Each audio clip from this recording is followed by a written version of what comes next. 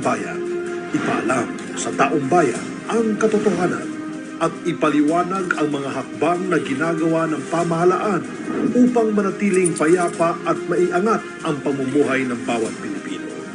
Mula sa Pangulo ng Republika ng Pilipinas, Mayor Rodrigo Duterte, ito ang Talk to the People.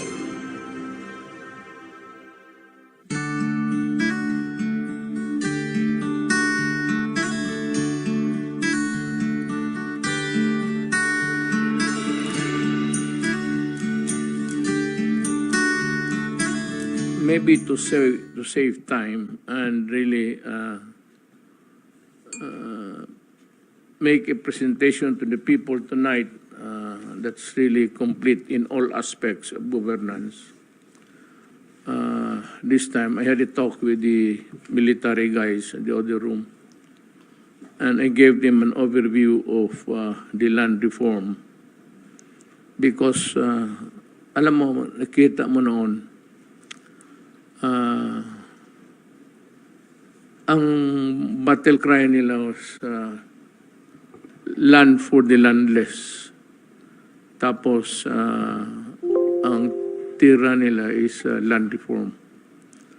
Ang insurgency was most heightened in the areas where feudal system existed. For example, in Negros, yung mga I do not want to talk about it, but, generations after generations, they till the land at makikita nila ang with all the bagong kotse, bagong. So it has drove our people, and rightly so, to desperation.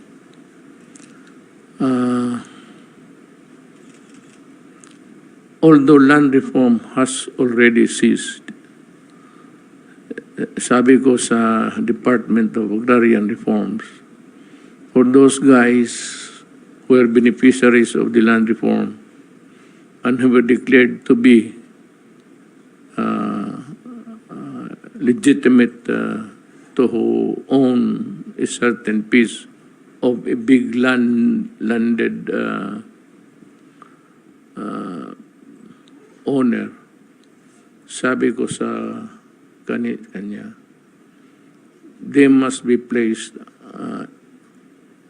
according to the law, is the law. They must be placed in the possession of the land. So yan ngayon ang utos ko. An all government land, if it is not really something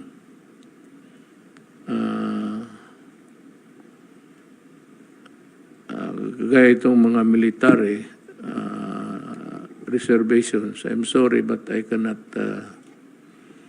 I have to be sparing in my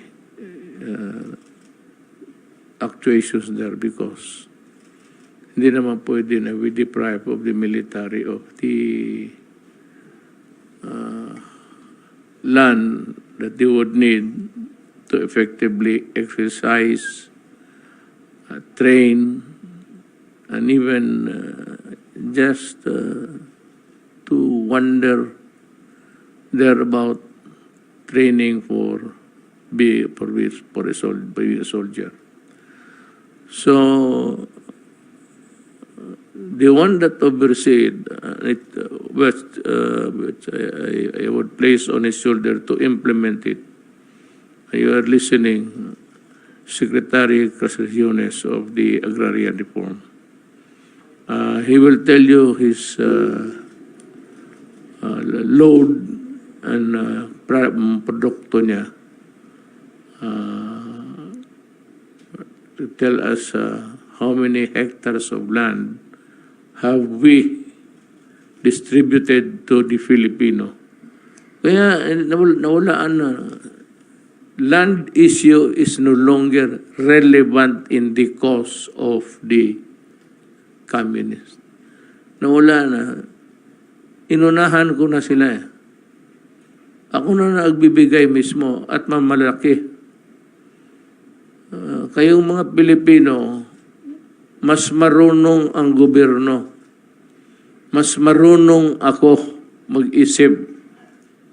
Kay ako, kung noon pa, at kung inabutan ng panahon, isa rin akong mag-claim ng lupa under the land reform. Well, you know, changing fortunes of life never give us that privilege. Pero gusto ko na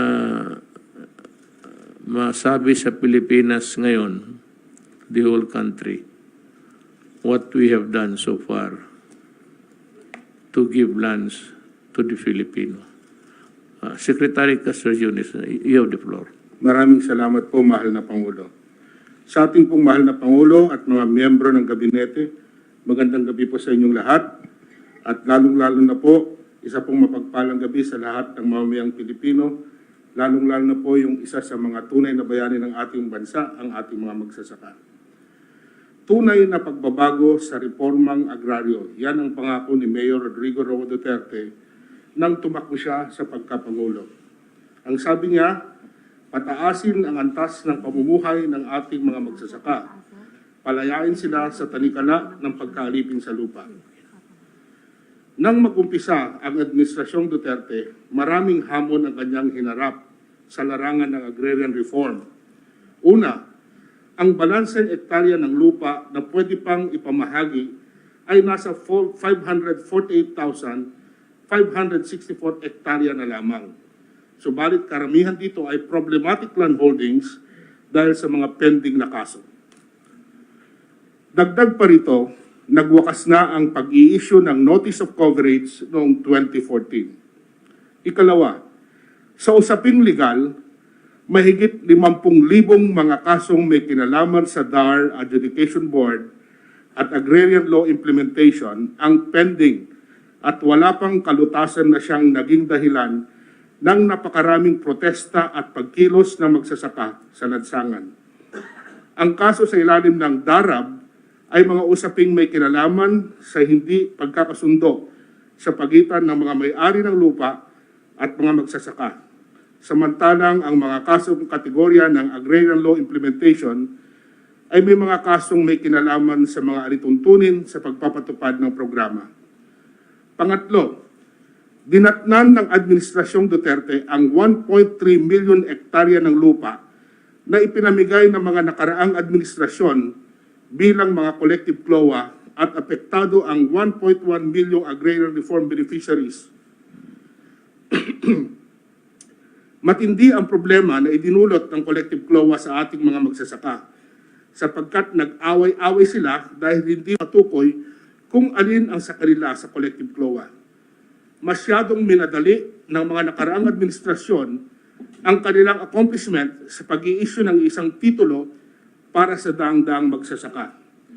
Hindi sila makabayad ng kanilang amortisasyon sa land bank. Wala rin silang titulong maipakita para gamiting collateral sa pag-uutang sa financial institutions. At sa panig ng local government, hindi naman sila makasingil ng real property tax o amilyar sa mga magsasaka. Dahil sa mga problemang ito, di nakapagtatakang ang sektor ng mga magsasaka ang nanatiling pinakamahirap sa ating lipunan.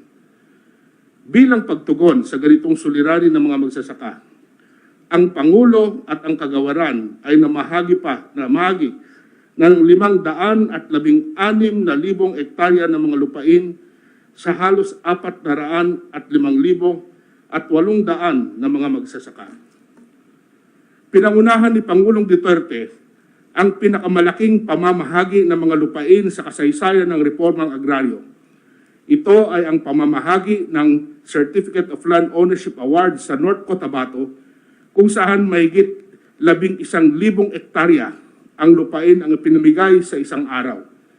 At sa General Santos City naman ay mahigit 20,000 hektarya ng lupaing sakahan ang naipamigay sa region-wide distribution na ginawa sa isang araw lamang.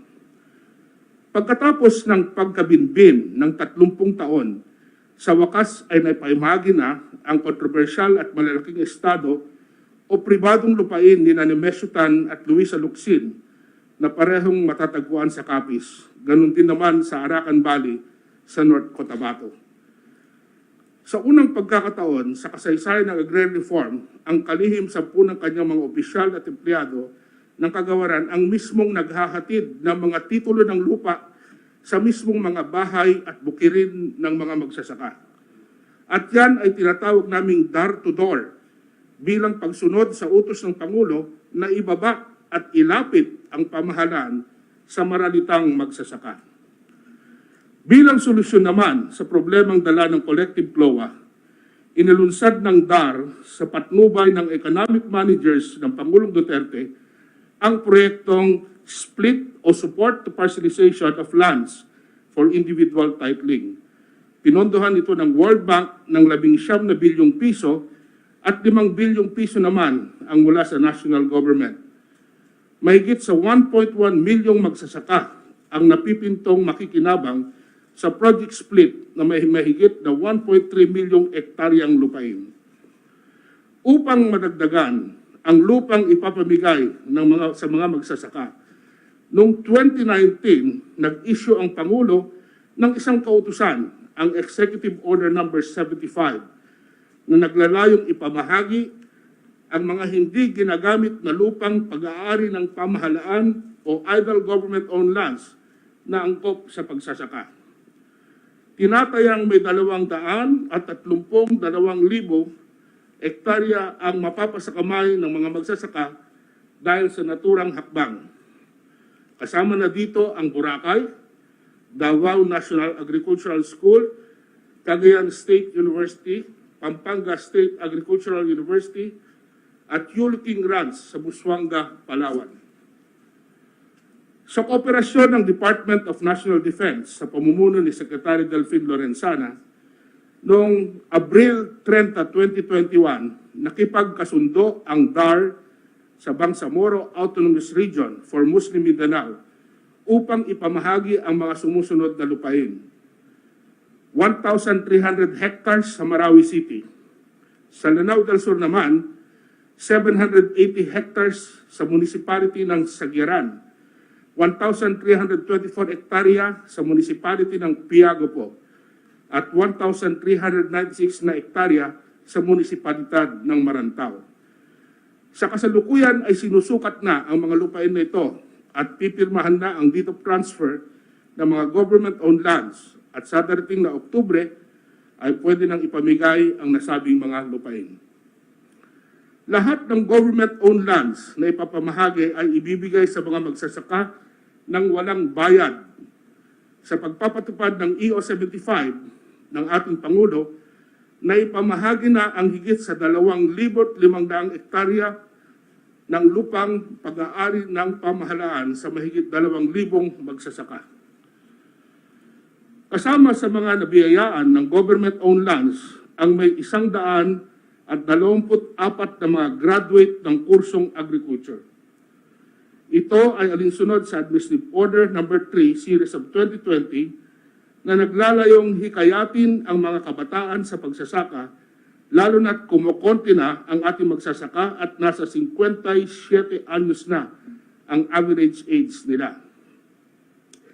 Sa Administrative Order No. 3, hindi lang po mga graduate ng agriculture courses ang mabibigyan ng lupa, kundi pati kababayan nating nagbabalik loob sa pamahalaan. Mahigit 2,000 mga dating rebelde at kanilang sympathizers ang nabigyan na rin ng mga lupang sakahan sa Nueva Vizcaya, sa Leyte, Bohol, Masbate, Arakan Valley, Negros at iba pa. Ito ang ambag ng DAR sa misyon ng national government na supilin ang local communist armed conflict sa bansa.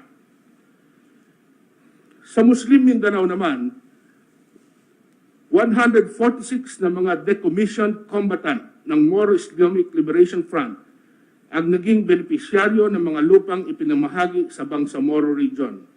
Ito ay sa pakikipagtulungan ng ahensya sa Ministry of Agriculture, Fisheries and Agrarian Reform. Ang pangalawang mandato ng DAR ay reresolbahin ang mga nakabinbing agrarian cases. Sa administrasyon ng Pangulong Duterte ay napabilis ng DAR ang pagre-resolba ng mga pending agrarian legal cases. Noong 2017, mayroong 51,137 na kaso sa DAR na nakabinbin pa mula noong 1990. Sa pagsusumikap ng Department of Agrarian Reform at sa utos na rin ng ating Pangulo, na-resolba ang maraming pending cases. Kaya noong 2020, meron na lamang 679 cases na natitira. Yan po ang resulta ng Zero Backlog campaign na aking sinulong sa DAR simula noong 2017. Sa 134,870 na pending agrarian law implementation cases, 127,008 o 94% ang naresolba. Sa 20,334 na cancellation cases naman, 19,953 or 98% ang naresolba ng DAR. At pagdating sa adjudication cases, sa kabuang 129,906 na kaso, 113,506 ang naresolba. Nagbigay po tayo ng free legal assistance sa mga agrarian reform beneficiaries. Magmula 2017 hanggang sa kasalukuyan, tumulong po tayo sa 112,766 na mga magsasaka sa ilalim ng programa. Sa administrasyon ni Pangulong Duterte, ang Presidential Agrarian Reform Council o PARC ay binuhay pagkatapos ng 10 taong hindi nag-convene. Binuwag po ng PARC ang mga agribusiness venture arrangements at stock distribution options na hindi tumutupad sa ating mga batas sa agrarian reform. Ito po ay ang mga SBJ Farms Incorporated ng Negros Occidental, ang MEPI Farms ng Davao del Norte, at ang Woodrich Hermanos Incorporated ng Negros Occidental. Ang lahat ng ito ay umaabot ng 1,143 hectares para sa 1,106 ARBs. Dahil sa ipinalabas na AO3 Series of 2021 tungkol sa conversion o pagpapalit gamit ng lupa, pinahigpit ang parusa sa illegal conversion ng agricultural lands. Ngunit, pinabilis naman ang pag-aproba ng aplikasyon sa conversion para sa mga lupang gagamitin sa telekomunikasyon, water generation, pabahay, pagkain, power generation, at sa loob ng 30 araw kapag kumpleto na ang lahat ng requirements at naisagawa na ang ocular inspection. Dahil sa bisa ng Administrative Order No. 2, Series of 2021, base sa kautusan ng Pangulo, nasuspindi po ang pagbabayad ng amortisasyon ng mga agrarian reform beneficiaries at na-credit po ang bayad ng 6% interest sa principal na obligasyon ng mga benepisyaryo. Ito po ang nagawa natin sa agrarian justice delivery. Bilang pagtungon naman sa direktiba ng Pangulo na pataasin ang antas ng pamumuhay ng mga magsasaka, ang kagawaran ay naglunsad at nagpatupad ng mga programa na naglalayong magkaroon ng sustainable at resilient agrarian reform community. Sa kasalukuyan, meron na po tayong 2.486 million agrarian reform beneficiaries mula noong 1972 hanggang 2020 at 166,127 mag-ARBs ay mula noong 2016 hanggang sa kasalukuyan. 1.3 million or 53% na mga ARBs ay nakapaloob sa 2,234 agrarian reform communities. Sa pagpapalakas ng mga benepisyaryo, nakapagkaloob na tayo ng pagsasanay at pautang sa 1,626,097 na mga babae at lalaking ARBs. Mula dito, 897,882 na magsasakang agrarian reform beneficiaries ang nakakuha ng pautang at may kabuuang 18.7 billion pautang na ang naipagkaloob. Simula sa termino ni Pangulong Duterte, lumago ang bilang ng agrarian reform communities sa 2,234 at nakabuo ng 178 na agrarian reform community clusters. Meron na rin po tayong nagawang 1,869 arbos o kooperatiba na may 377,250 members upang maging conduit sa mga tulong na maibibigay sa mga magsasaka. Sa kabuuan, meron na tayong 6,369 agrarian reform beneficiary organizations. Sa programang Enhanced Partnership Against Hunger and Poverty, may 240 kooperatiba ang nabigyan ng oportunidad na maibenta ang kanilang produkto sa iba't ibang government agencies at private organizations. Inilunsad din natin ang Arbold Project kung saan naglaan ng DAR ng 300 million pesos para sa iba't ibang uri ng tulong sa mga individual na magsasaka at ang kanilang mga samahan sa panahon ng pandemya. Ang programang ito ay nakatulong sa 1,632 arbos sa marketing programs ng kanilang mga ani at produkto. Bukod rito, ang kagawaran ay nakapagkaloob ng 256 farm implements sa 219 municipalities and cities. Nang mangyari po naman ang pandemyang COVID-19, itinatag natin ang buhay sa gulay. Ito ay matagumpay na nagbibigay ng dagdag na kabuhayan sa mga mahihirap na naninirahan sa mga syudad. Sa ngayon, may 24 buhay na gulay sites na sa buong Pilipinas. Upang matugunan ang pangangailangan ng mga ARBs o magsasaka sa disenteng pamumuhay at pamamahay, ang DAR, katuwang ang Department of Human Settlements and Urban Development at lokal na pamahalaan ay naglunsad ng programang Pabahay o ang Balay para sa Magsasaka. Sa kasalukuyan ay mayroon ng 100 housing units na itinatayo sa Umingan, Pangasinan na nakatakdang may turnover bago matapos ang Oktubre 2021. Ang kubuang 184 na pabahay ay malilipatan na ng ARBs sa Disyembre 2021.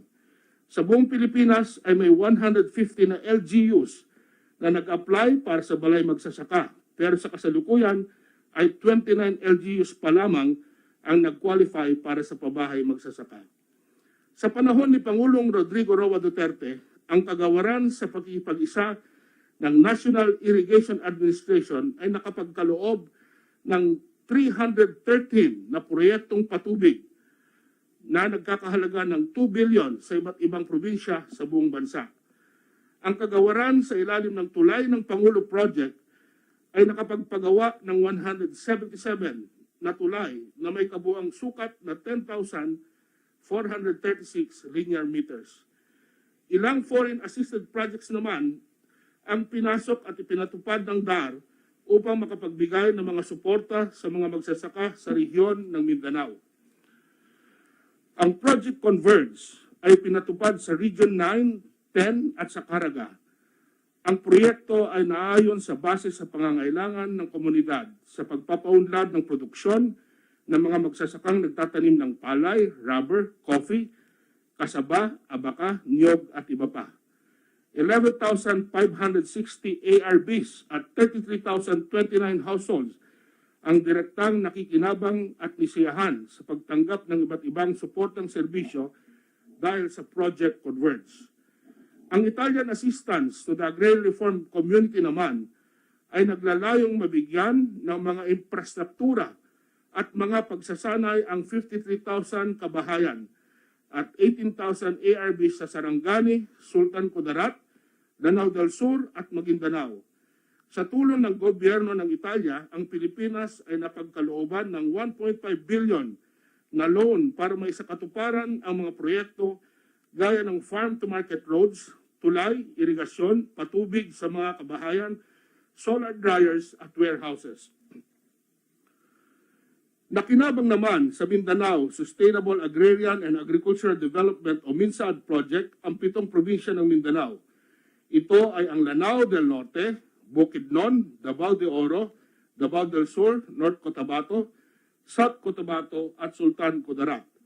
Layunin ng proyektong ito na maitaas ang produksyon, halaga ng produkto at kita ng mga magsasaka sa pamamagitan ng pagkakaloob ng mga infrastruktura at suportang serbisyo sa 69,091 benepisyaryo ng proyektong ito.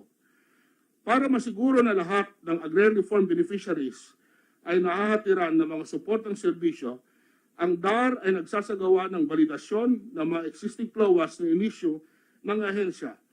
Nauna na ang validation project ng mga lalawigan ay ang mga Cavite, Oriental Mindoro at Nueva Vizcaya.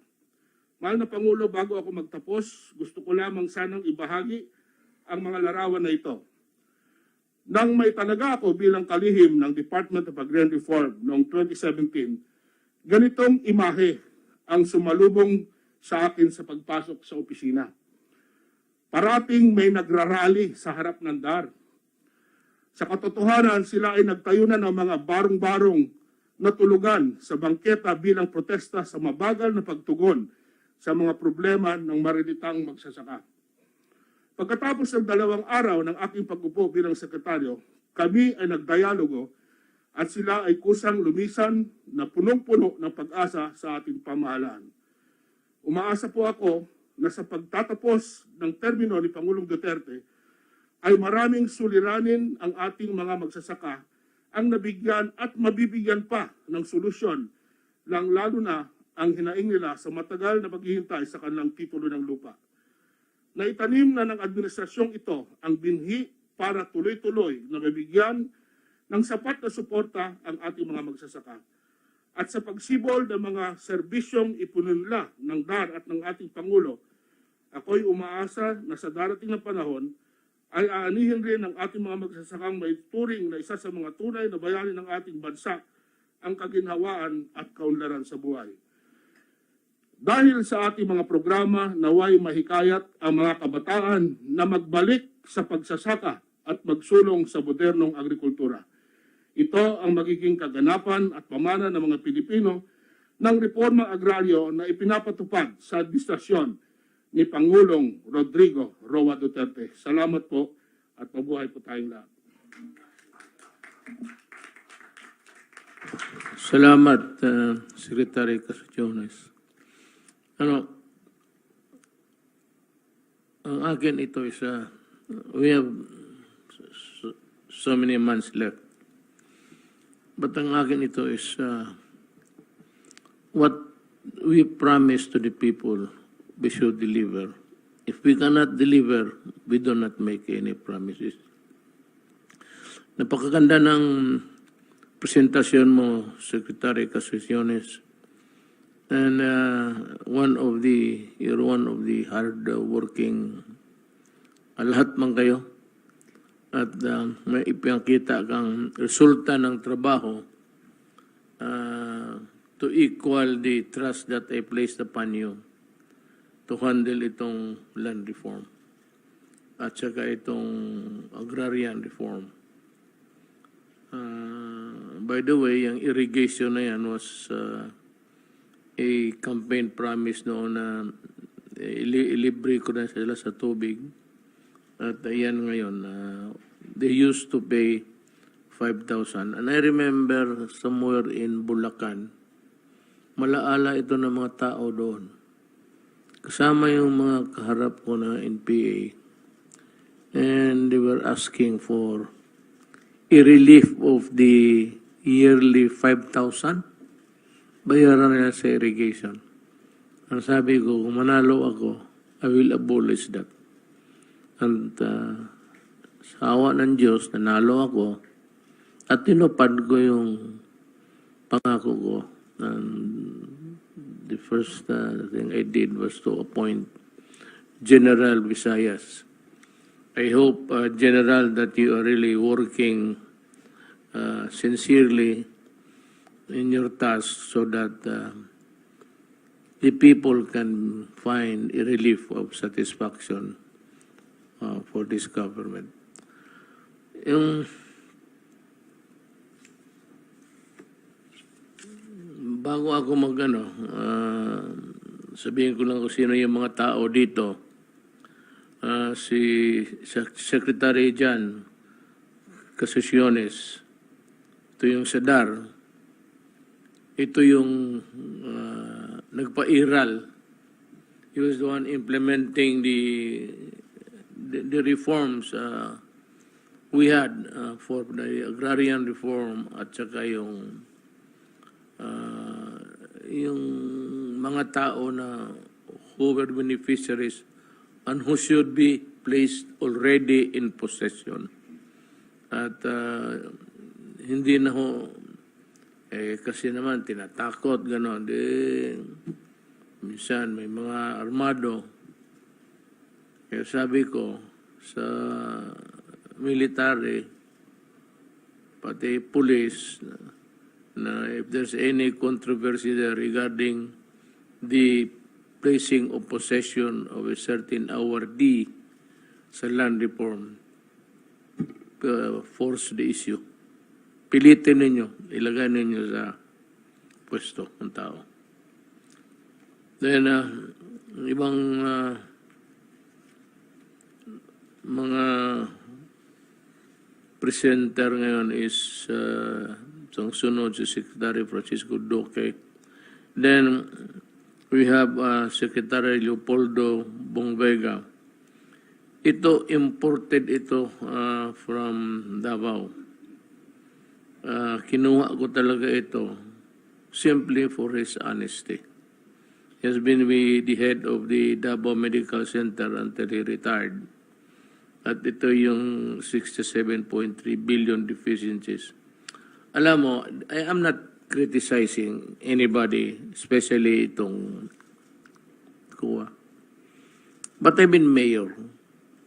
So may alam na ito, Benhor is si MMD, alam niya, mayor siya ng may mga project tayo. Baklaking project. So ngayon, meron talaga yung mga papel-papel na hindi masyado matakompleto, yung decompletion sa paperwork. Pag ano ang kuha, magsabi lang siya deficiency ng mga ganon. Hindi masabihin na deficiency na kininakaw mo yung pera. Deficiencies in producing the necessary documents to complete the story of imposible magnakaw ka ng 67.3. Alam mo, kasi yung exit call nila, yan ang problema. Kasi yung exit call would point out what needs to be done further to complete the papers. Or alam mo kuha, every now and then, maraming regulasyon eh. Naghahabol ang bureaucracy niyan. Many government worker who were placed in a bad light because paglabas nitong COA audit, illegal itong mga deficiencies, kagaya itong 67.3, mga ganon. Ang labas sa mga tao, akala na wala. Nandyan yung pera. So,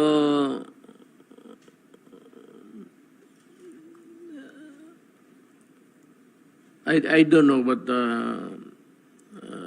it would also run counter to public policy if you do not publish it. Just to inform the people of what is going on. But to the issue of whether the money has been stolen, that is pure bullshit. So, gano'n niya. So, we will explain. Tinawag ko itong si Vega, si Bong, dahil matagal ito nagpatakbo ng ospital. At ngayon sa Mindanao, makita ninyo yung Davao Medical Center or southern sa Philippines. Pero still call it Davao Medical Center. Kasi napakaganda. It's almost like a private, it is like a private hospital on all fours. Malinis, efficient delivery of whatever. Ang ano lang, ang mga tao is sobra-sobra ang talagang kukulang ang mga ospital natin. That should, you should add something like itong mga national hospitals. If we can have about 30 more all over Mindanao, okay yan. Regional hospital. It would help the country and it would also make the Mindanaoans realize that they are not, they have not been abandoned, but that they are not left to their, to do their own problem of solving. Kailangan we have to give these seedlings lahat. Ang hinahanap, ang masakit nung mayor ako, magpunta itong mga tao from the uplands. And they would just say, Mayor, abono lang yung kailangan talaga namin. Abono is fertilizer. So, yung seedlings, fertilizer and all, should be given freely to itong mga tenants, awardees of 3-4 hectares. Para yung kung ano man pera nilang kunti to tide them over next harvest. I think kung may pera man, ako, I am in favor of giving the total cooperatives naman yan sila lahat ngayon, halos. Giving them the walang pera. Ito kasi yung ano talaga, I don't know, basta ang Pilipinos, mabuti pera na lang, goods na lang. Kailangan mo ng pagkain, o ito yung karne norte. Kailangan mo ng ito yung pan. Sige, buksan mo. Nung sabi nga, gutom ako,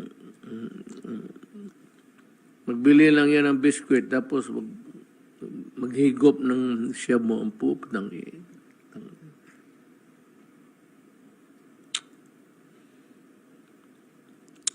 dito sa mga farmers, ang bigay natin is diretso fertilizer, seedlings lahat. Wala rin yung cooperatives na you grant a certain amount of money for all these things. There should be one central purchasing. I don't know if the Bureau of Supply can do that for us. There's a parang procurement, you just place there somebody who is really yung may sungay rin para ma-disiplina niya, and he can maybe run the agency efficiently. Gano'n na lang ang bigay mo kung anong gusto na anong kulang ninyo, i-deliver. And you should use the structural essence ng gobyerno. There is the barangay captain. Papirmahin mo, make them liable because pag nawala yan, that's estafa or theft, as the case may be. Pera-pera, mahirap yan. Nawawala kung hindi mawala, ma-dissipate. Hindi na talaga yung original amount as promised. So, the next guy will give us the updates. By the way, ladies and gentlemen of this republic, itong aming meeting mahaba. So, ang presentation nito, hatiin na lang para marinig ninyo ang lahat. I do not want something na kung ipaano ito, there's some missing because all of the guys here who are talking play a vital role in government, sa governance pati. Take out one of them, we would limp. Mag-ano tayo. We cannot stand directly on all fours. Kaya bear with us. If you just want to know what the government is doing, what is best for us, for you, pakinig kayo. Kung ayaw ninyo, punta kayo doon sa mga TikTok, doon sa nag-aaway na nagsusumbong. Nagsusumbong yung asawa niya kasi hindi doon binibigay na pera doon sa kabilang asawa. Yan, that if you want that, ikaw. But kung gusto mo naman ang malaman ng gobyerno, Importante lalo lang yung pera ninyo, taxes. Dapat importante talaga malaman ninyo yan saan. So that's why I'm painstakingly doing all of these things. Just to inform you because it is important of the right of the people to be informed. I'd like to call Secretary Doke for the updates of COVID-19. Kindly listen because we have a more serious problem coming up.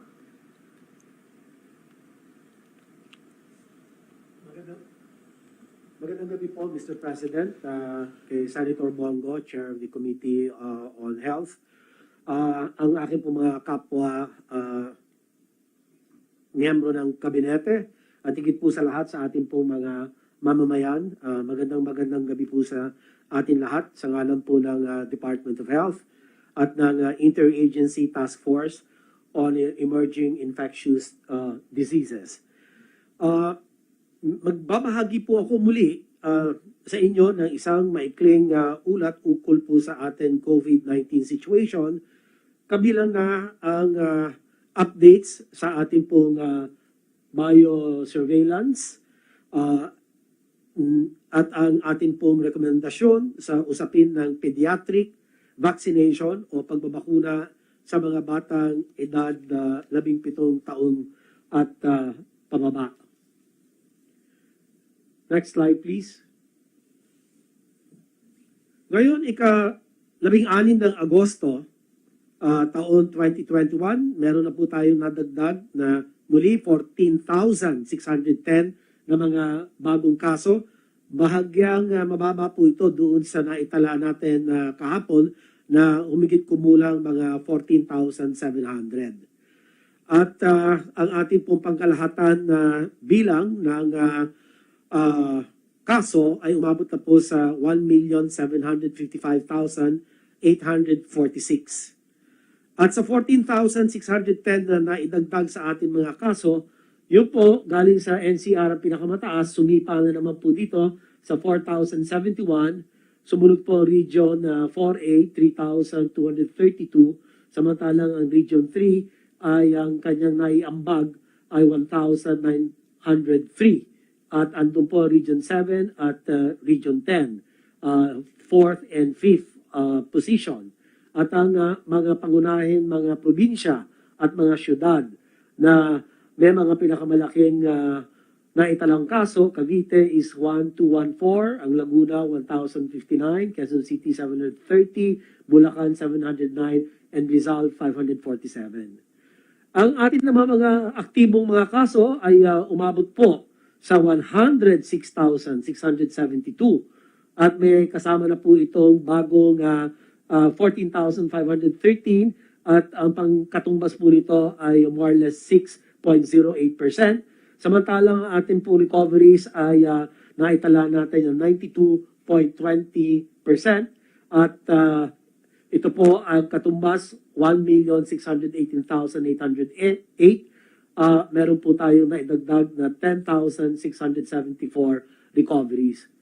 Ang ating po naman case fatality rate ay nananatili sa 1.73% at ang pangkalahatan bilang nito ay nasa 30,366 at meron po tayong naidagdag na 27. Unfortunately, ito po yung naidagdag na mga pumanaw. At ibig ko pong bigyan diin para po sa mga Pilipinong may edad na 50 to mahigit sa 80 taon gulang, ang kanilang case fatality rate ay 5.4% at kanya talagang sila ang binibigyan natin ng prioridad sa bakunahan. Ito naman slide nito mapapakitang muli ang ating mga epidemic curves ng mga iba't ibang major island groups sa buong bansa. Ito pong ating kulay blue ay ang NCR, ang ating pong Visayas, yung teal or aqua blue. Mindanao is represented by the orange color, plus areas ang green, rest of Luzon pula. Makikita po natin ang NCR, itong blue, tapos itong rest of Luzon, yung pula, pataas po sila, pati ito NCR, talagang sumisipa. At ang atin po plus areas, ganun din po yung kulay green. Ayan po, ay tumaas din po. Medyo hindi ganun po taas naman ang naitala for the Visayas and Mindanao. So ito po ang talagang atin binabantayan dahil nakikita natin halos magbabalik na naman, aabot na doon sa atin mga peak cases nung naitala natin for March and April of this year. Mapunta po tayo sa updates on the biosurveillance activities na isinasagawa po ng Philippine Genome Center ng University of the Philippines. At nakapag whole genome sequencing po sila, umabot na 9,706. At sa loob po ng specimens na genome sequence, ang makita po natin dito, ang beta variant, ang siyang may pinakamataas na porsyento, 25.58%, samantalang ang alpha as at 23%. Sumunod naman po dito ang B1163 at 10.96%. Pero pansinin natin, ang delta ay tumaas, napakamabilis. No? Nag-umpisa lang yan, less than 1%. Ngayon, asa 8.31% na po siya. So, meron po tayong natuklasan na lambda variant. Ito po yung galing sa Peru. At lumalabas po dito, Mr. President, ang lambda variant ay iniugnay po, katulad ng delta, sa kanilang mabilis na pwedeng makahawa. Ano po? So, high transmission rate at meron din pong mga limitadong pag-aaral na nagsasabi na ang lambda variant ay pwede pong makatakas mula sa proteksyon na dulot ng bakuna. So, kinakala pa rin po natin ang mas maraming mga peer-reviewed journals para talagang makasiguro po tayo sa pagkilala ng lambda variant. So, meron po tayong isa ngayon yan at hari nawa, hindi na po ito tumaas. At gusto ko rin pong ibig kong bigyan din na patungkol naman dito sa mga variants of concern, beta, alpha, and delta. Yung lambda, hindi pa po yan variant of concern. Ito ay tinagurian variant of interest pa lamang sa ngayon ng World Health Organization. Pero binabantayan po ito, tinututukan po ito ng ating pong mga sayentista at mga iba't ibang mga grupo. At yan po, ang magkaroon man ng mga ganitong mga variants, ang paulit-ulit po natin sinasabi, ang pagsunod po, disiplinadong pagsunod po sa minimum public health standards at ang pagbabakuna pa rin. Ito pa rin po ang solusyon. Ito pa rin po ang proteksyon. Hindi ho parang wala tayong laban. Meron po tayong laban dito, Mr. President, at ating po mga kababayan. Basta sumunod lang po tayo sa mga panuntunan ng Department of Health at ng IATF. Proper wearing of mask, face shield, social distancing, kung pwede, mahigit na. Gawin natin 2 metro hanggat sa maaari. At yung well-ventilated, kung kayo'y nasa mga lugar sa inyo pong mga tahanan, siguraduhin lang po bukas ang inyo pong mga bintana. Dahil malaki po ang proteksyon, taglay ng sapat na ventilasyon at iwasan ang mga lugar na kulob. At magpalista na po sa inyong pinakamalapit na vaccination center dahil lahat po ng mga bakuna natin na sinuri ng FDA, ng ating po mga vaccine expert panel, ay talagang malinaw.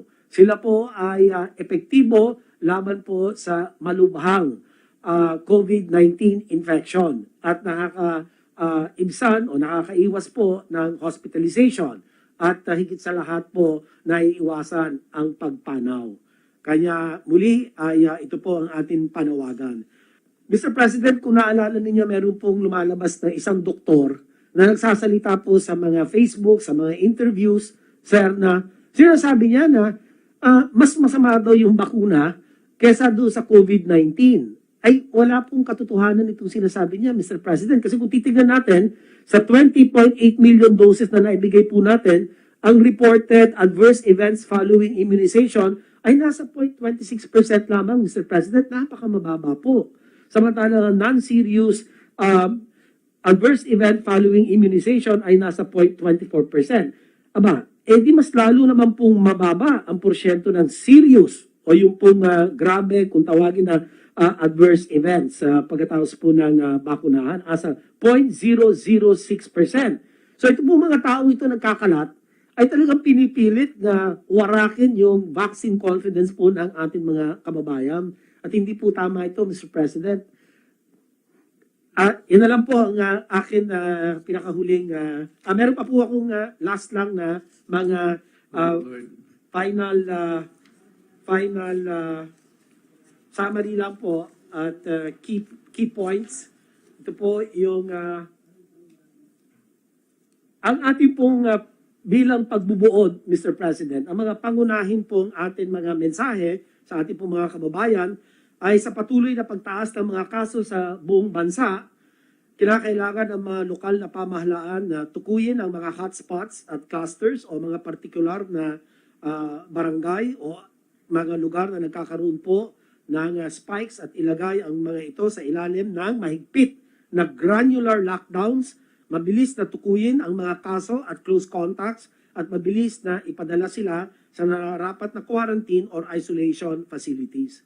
Pangalawa po, sa pagdami ng mga natukoy na kaso ng Delta variant sa bansa, nananawagan po kami sa lahat ng implementing agencies na patuloy na ipatupad ang ating pong PDITR strategies, palakasin ang kanya-kanyang health system capacity, palawigin ang pagbabakuna. Ang mga estratehiyang ito po ang makakapagpababa ng ating mga kaso at makapagbibigay proteksyon sa ating pong mga kababayan at magbibigay daan upang mabuksan natin muli ang mabawi natin ang dating sigla ng ekonomiya sa lalong madaling panahon. At huli ay nananawagan kami sa bawat Pilipino na maging mapagmatsyag at pigilan ang pagkalat ng maling impormasyon. Sa halip, ibahagi natin ang mga impormasyon na galing po sa mga verifiable sources katulad ng Department of Health. So muli, ito na lang po ang pinakahuling bahagi ng aking pong ulat. Maraming salamat po, Mr. President, at handa na po akong sumagot sa inyo pong katanungan. Thank you, Secretary Doge. Just let me say again yung sinabi mo. Galing sa bunganga ko. Alam mo, mga kababayan ko, if you would recall day 1 na I appeared before the nation on TV to announce that there is an impending pandemic that would hit us severely. At sinabi ko sa inyo yung kapag kukulang natin, wala tayong bakuna doon, hindi naman tayo mayaman, hindi pa tayo nakapag-imbento ng bakuna ng sarili natin.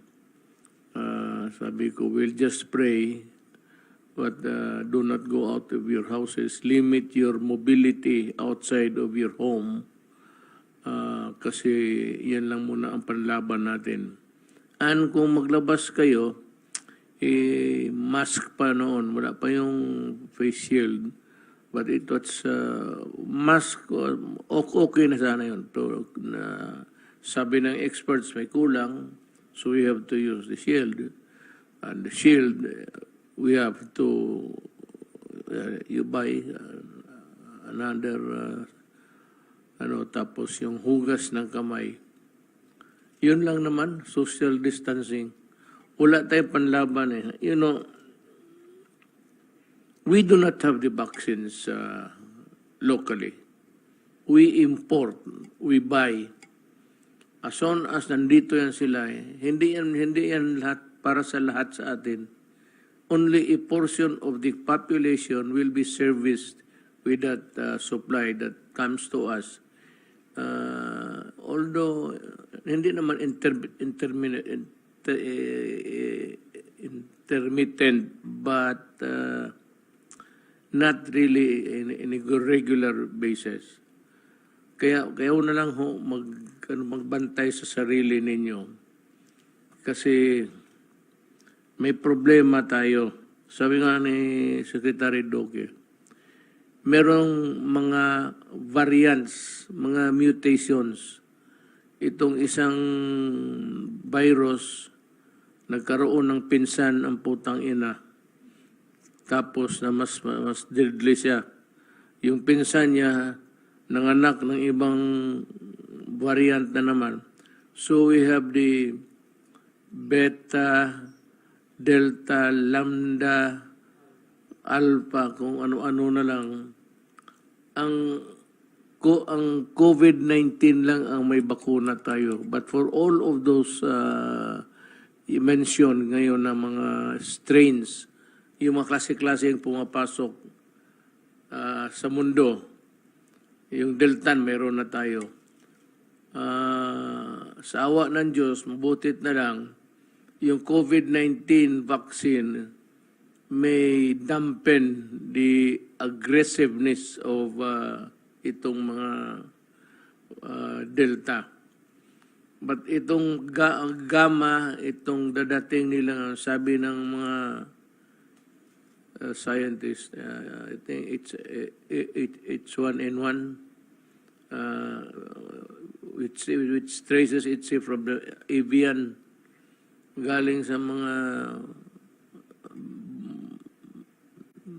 birds, and would it include the fowls that we have on the ground?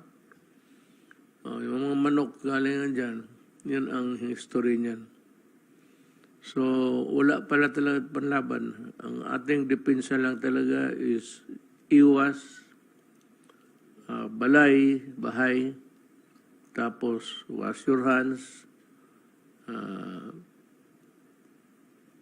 do not go out when it is not necessary. Bakuna, kung mayroong bakuna, habang may bakuna, as long as there is a supply nearby na punta ninyo, magpabakuna na kaagad kayo para sigurado. Now, ngayon, sabi nga ni Secretary Duque, there's actually he is I think Romeo Quijano. He's the head of the Manila UP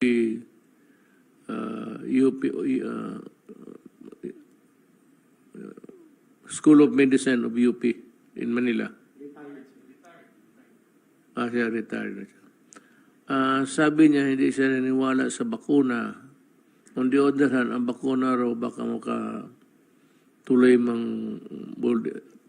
precipitate na maghihina ka, magkaroon ka ng ibang anyo sa katawan mo, inside, whatever, at it would endanger your life.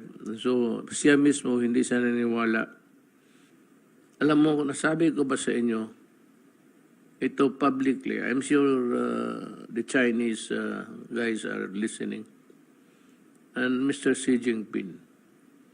Pag-umpisa nito, nung nag-announce ako na may music pa na parang malungkot, I called the President of China, President Xi Jinping.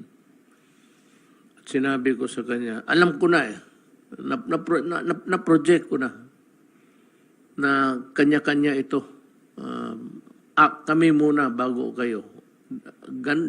Yun ang mangyayari talaga. Pag mga klaseng event sa buhay natin, kami muna bago kayo. So sabi ko sa kanya, mahirap lang kami. We know we would be a tail ender. Nasa huli kami nito. But if you have some extra, bago lang ito, kumpisa lang, pwede ba kaming papagkalooban mo ng konti para sa bayan ko. Sabi niya, do not worry, we will help you. Kaya dumating yung mga bakuna. I am just asking America to give us more. Kung meron lang sila. I know that mauna kami muna. We first before you. We understand it and we accept it. But if there is an excess of supply sa inyo, pakitulong naman dito sa bayan ko. We have the money. We buy. We do not ask. We have saved money for this event. Yun ang totoo dyan. Sabihin ko na sa publiko, bakit ako pumayag? It's because of the bakuna. Kasi nung pag-umpisa, talagang tumawag ako ang nagbigay na lang walang no strings attached ang China. Until now, walang hiningi yung China sa akin, baski bullpen. Walang pinakausap, wala lahat. Except that their boats are there. Sabi ko naman, sinabi ko na, ako rin, sabi ko, maglagay ako. That's about 1 month or 2 months ago. Sabi ko, I want my ships also there. I do not want to war with anybody. Not with China, lalo na Amerika, kasi nandito sila sa lupa natin. Pero as a feature or semblance of our claim, meron tayong mga barko dyan. At saka hindi ko papaalisin yan. No way na magsabi ako, atras kayo, na ginawa nila Trillanes pati ni Alberto Pasador. No way ako magano. Sabi ko, kung magkalitsehan, wala tayong magawa. We have to fight. Because I am not about ready to retreat. Yun lang. Bantay kayo dito sa bakuna na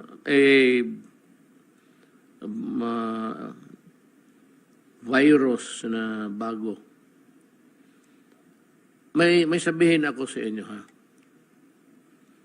In Europe, yung Spanish flu, 1918 to 1919, 500 million were infected or contaminated.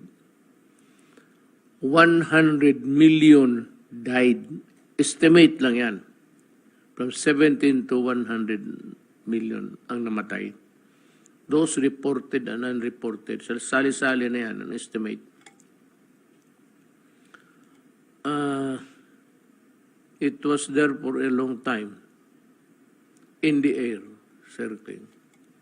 So it changed this lifestyle of the people of Europe at the time. Now, this is worldwide, so it has changed the lifestyle of everybody in this planet. Gone are those days. Wala na yun.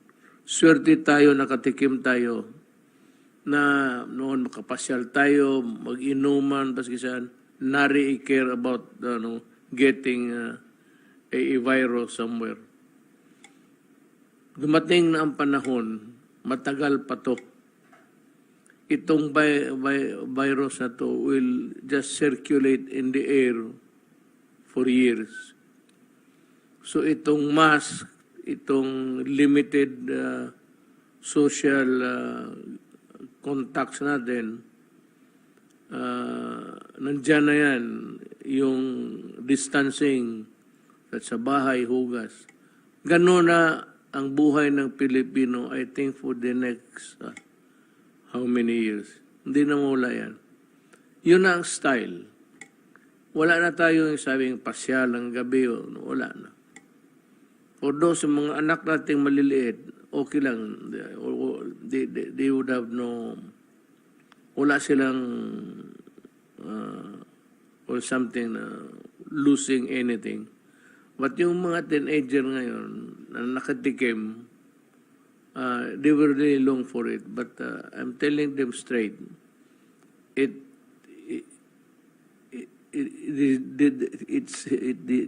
virus is here to stay, and it will change your life, at least forever, until mawala ito. Yun ang ano natin. And it will continue to claim lives. Kayong mga Pilipino, makinig kayo sa akin. Kung hindi kayo magpabakuna, I do not want to, I respect the narratives of Dr. Romeo Quijano. Nire-respeto ko, so hindi man naman ako doctor. I will not, tangle with you there. Pero sabihin ko sa mga Pilipino, pag the first opportunity, pabakuna kayo. It might save your life. Baka hindi mo pa panahon. Ang panahon, ang buhay, panahon mamatay. Pero kung may bakuna ka, baka,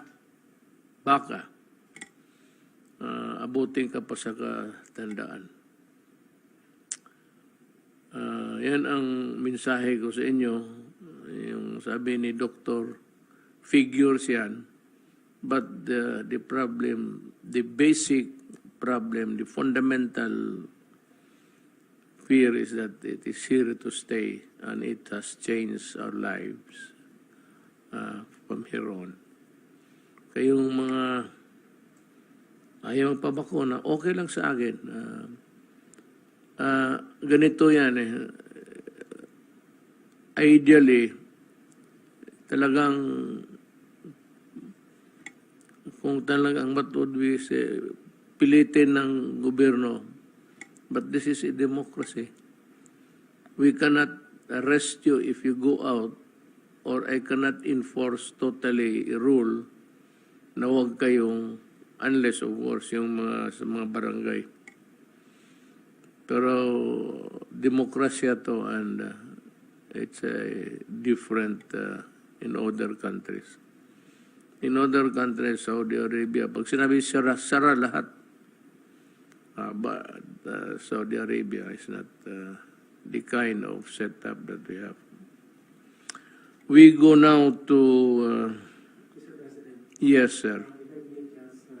Request respectfully to recognize Yusek Bong Vega to make his presentation to clear the issue with regard to the 67.3 billion pesos deficiencies which the COA has reported and which has caused so much doubt in the minds of our people as to how these funds were utilized, and therefore it will be good, Mr. President, to recognize Yusek Vega to make his presentation, sir. You know, that do not put so much importance yung yung pang matter of course yung kanila. Ako mismo 3 beses na ako na yan nga, hindi sila makahintay.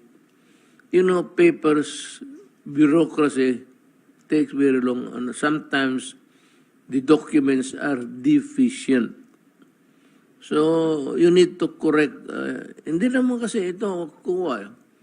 If kuha were the ones preparing the document, tapos we just implement, madali. Nandiyan na lahat ng gusto nila.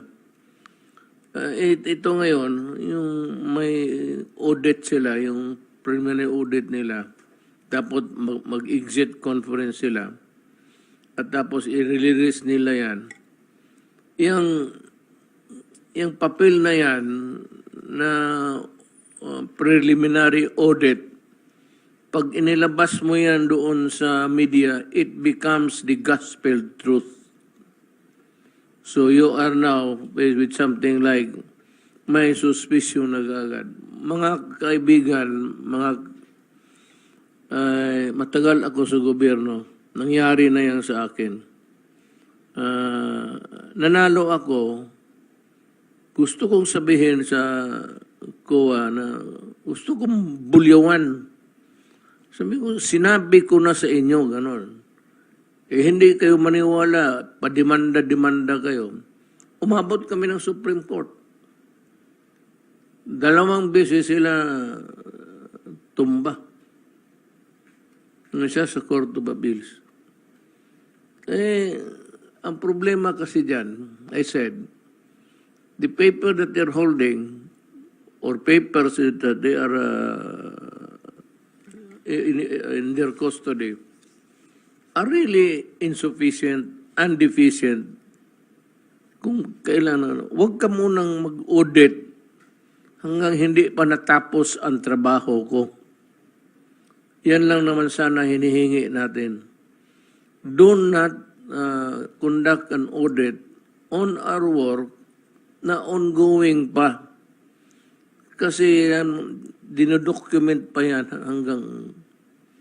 Ngayon, kung birahin mo ako ng exit conference, tapos may deficiency ganon, na i-publish mo, I said, that statement of yours in that paper becomes the gospel truth.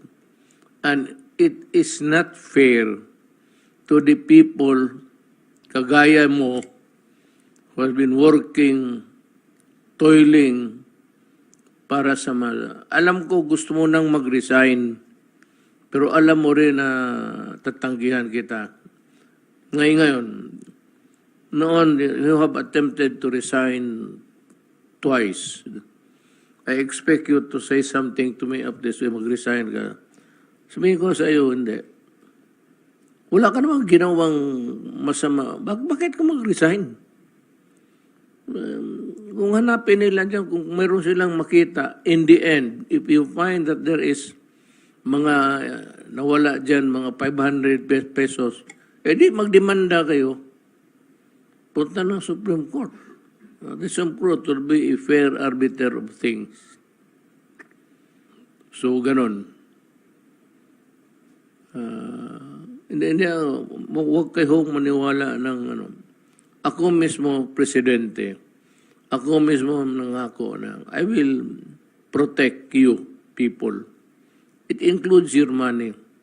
Do you think papayag ako na may isa dito sa cabinet member magnakaw basket 1,000? You really think that I would allow it? Siyempre, dadating sa akin yung report na yan. May mag-report ba talaga, sir, si ano? Marami dyan sa ibang departamento, but not the cabinet members.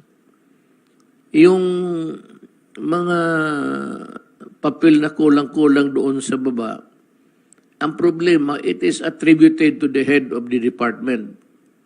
Hindi niya kaya lahat tignan yung papel araw-araw. Sus Maria Josep. At sasabihin ko sa inyo, ako na mismo ang nagsasabi sa inyo, papayag ako. You think I would allow magkabarilan kami kung ganun?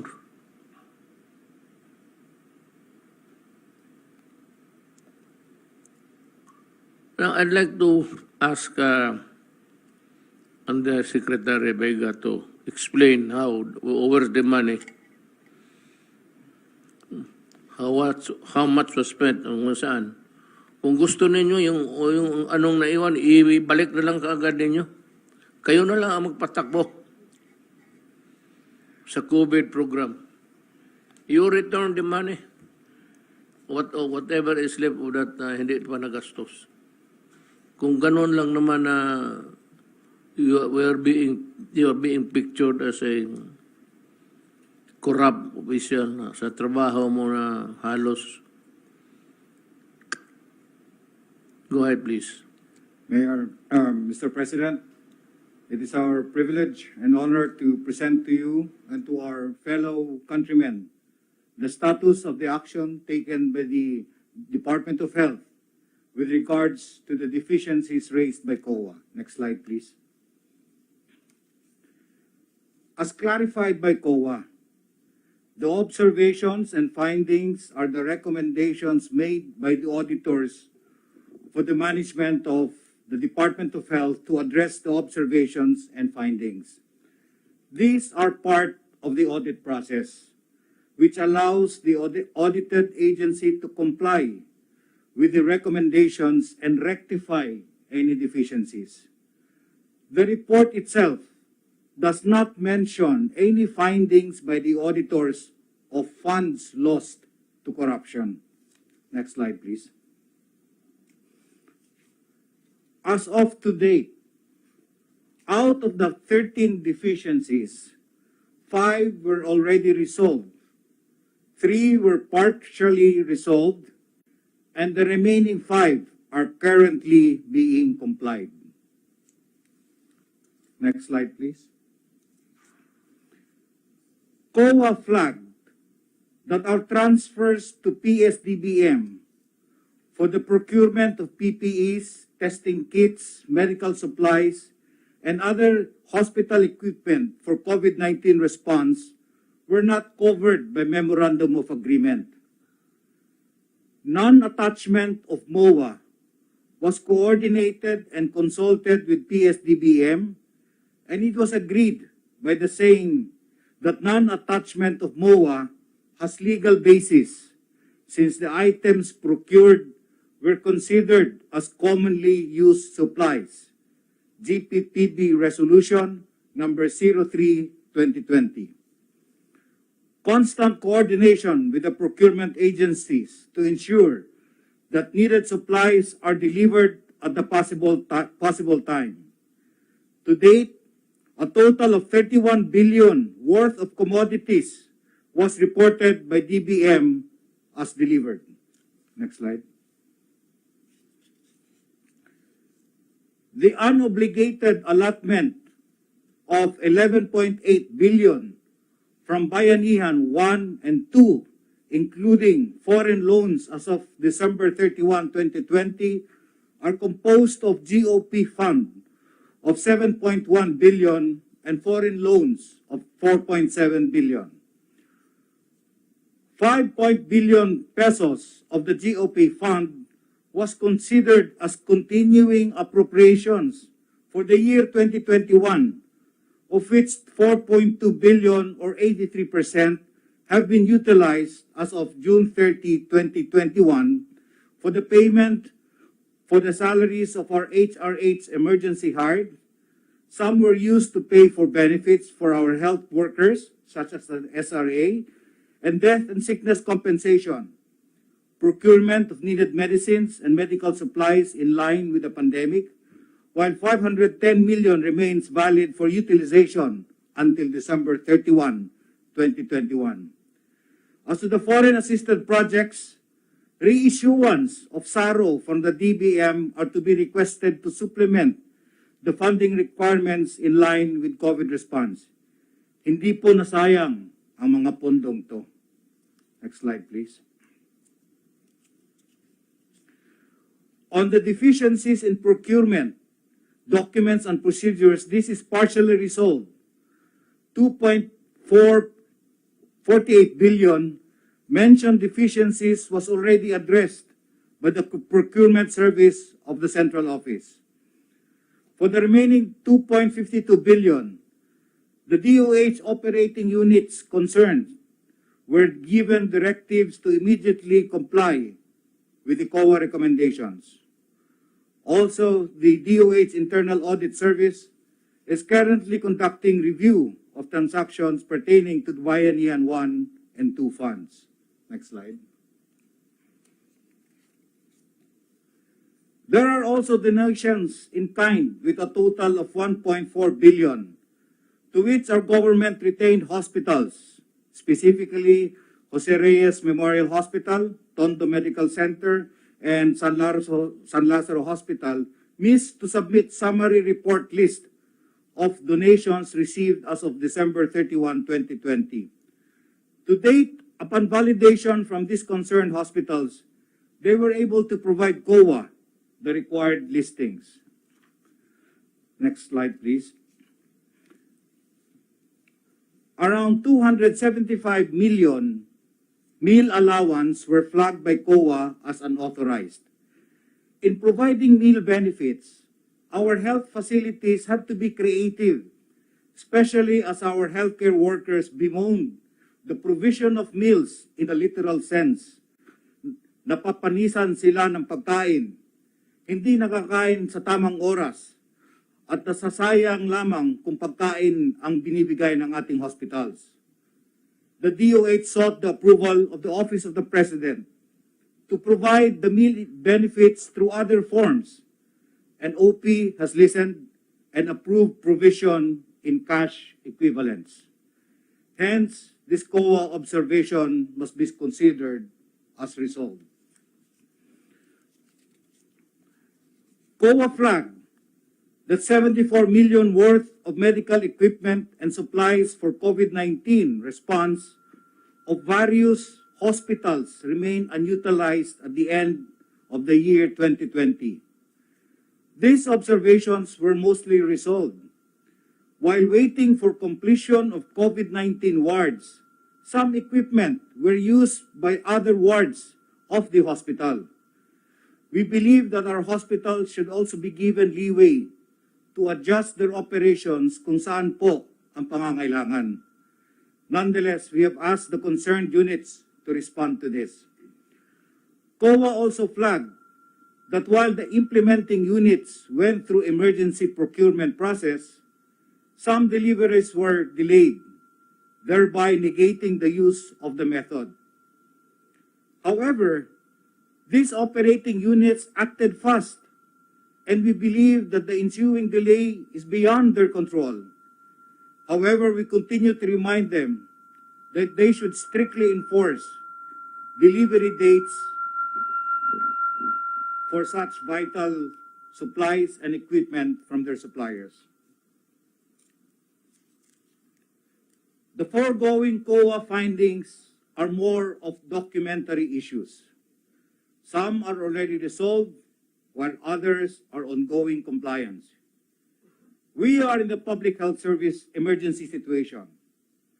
Thus, the Department of Health operating units compelled to this sort of action so as not to compromise the lives of the public. Nevertheless, the concerned operating units commit to comply with the COA recommendations on the submission of required supporting documents. That is all, Mr. President, of our COA report. Thank you. Alam mo, meron akong experience. Tuduhin na lang natin itong COA. You know, tagay nung yung isang item doon na it would require a MOA. Sabi nila, alam mo, itong DOH, pati itong task force, both agencies are responsible in the war against COVID. Ang Department of Health, yun sila yung punong-puno na kung mabili, at times madalian, emergency.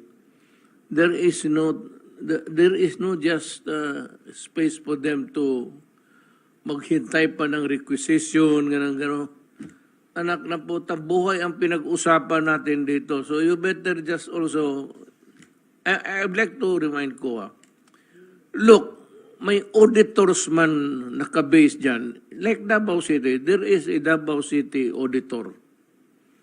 Ngayon, dadaan yung mga transaksyon na yan, lulusot dyan sa local auditor. Ngayon, pagdating noon sa taas, pag-audit, mabulyaso, you blame now the procurement, the mayor, whoever, ay let's tanggalin na lang ninyo yung auditor dyan sa baba. Kalukuhan yan. Bali. Ano lang pala ninyo eh. Isang audit na lang sa inyo lang. para isa. What would you... Hindi lang ito, pati yung DILG, may nabasa ako, pati yung kay Secretary Galvez, meron flag, puro flag, flag down. Stop that flagging, God damn it. You make a report, do not flag, do not publish it because it will condemn the agency or the person that you are flagging. The flagging is spelled F-L-A-G-G-E-D. Ang ginagawa ninyo is F-L-O-G-G-I-N-G. Flagging. Hampas. Huwag naman sige kayo flag ng flag. Tapos wala namang napreso, wala naman lahat. And yet you know that when you flag, there is already a taint of corruption by perception.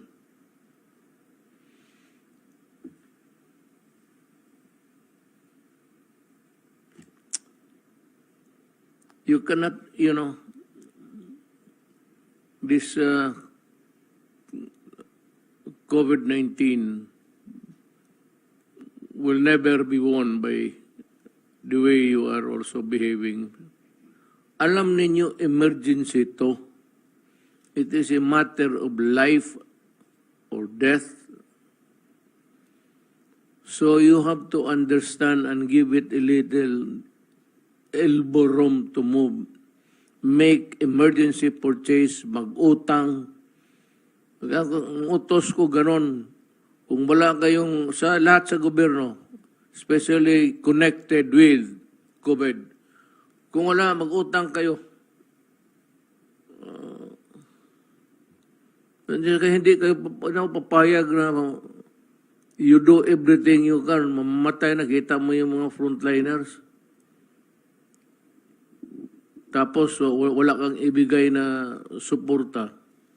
By the way, itong frontliners, unahin mo na lang. If there is enough money, bayaran mo yung... Tsaka yung mga medisina, utangin mo. Huwag mo, sundin yung kuha. Batangan, kuha na. Wala namang mangyari dyan.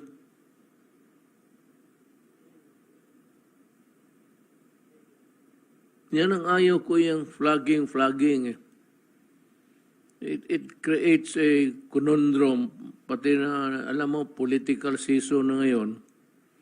Kanya-kanyang banat, kanya-kanyang criticism. Ito mga newspaper, akala mo,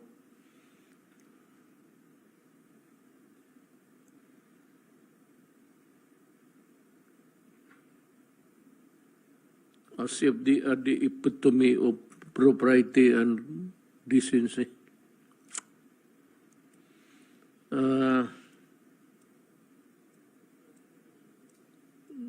Secretary Lorenzana, it's your time.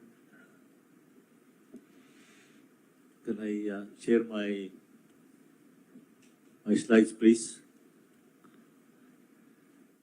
Mr. President, Senator Bongo, kaupo mga miyembro ng gabinete, mga kababayan, magandang gabi sa ating lahat. Mr. President, mula na ipatupad natin ang Crisis Action Plan against COVID variants, tuloy-tuloy ang ating Prevent, Detect, Isolate, Treat, and Reintegrate or PDITR strategy at pagbabakuna gamit ang ating 4-door strategy. Ngayon po ay urat ko ang ating mga nagawa simula nung itong mga nakaraang linggo. Sa una nating layunin, slide 2. Sa ating unang layunin, nalagdagan natin ang suporta sa mga critical areas sa pamamagitan ng pagdagdag ng bed capacity sa mga critical hospitals, pagsubaybay sa emergency room waiting times, paglipat mula sa mga ospital ng mga asymptomatic at mild COVID cases sa mga temporary treatment and monitoring facilities, TTMFs, mega TTMFs at mga hotels. Slide 3.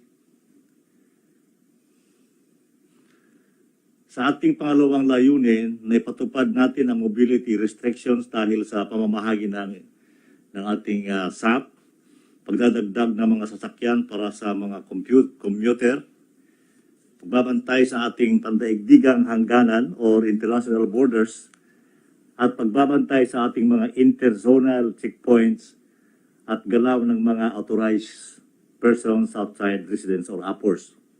Slide 4.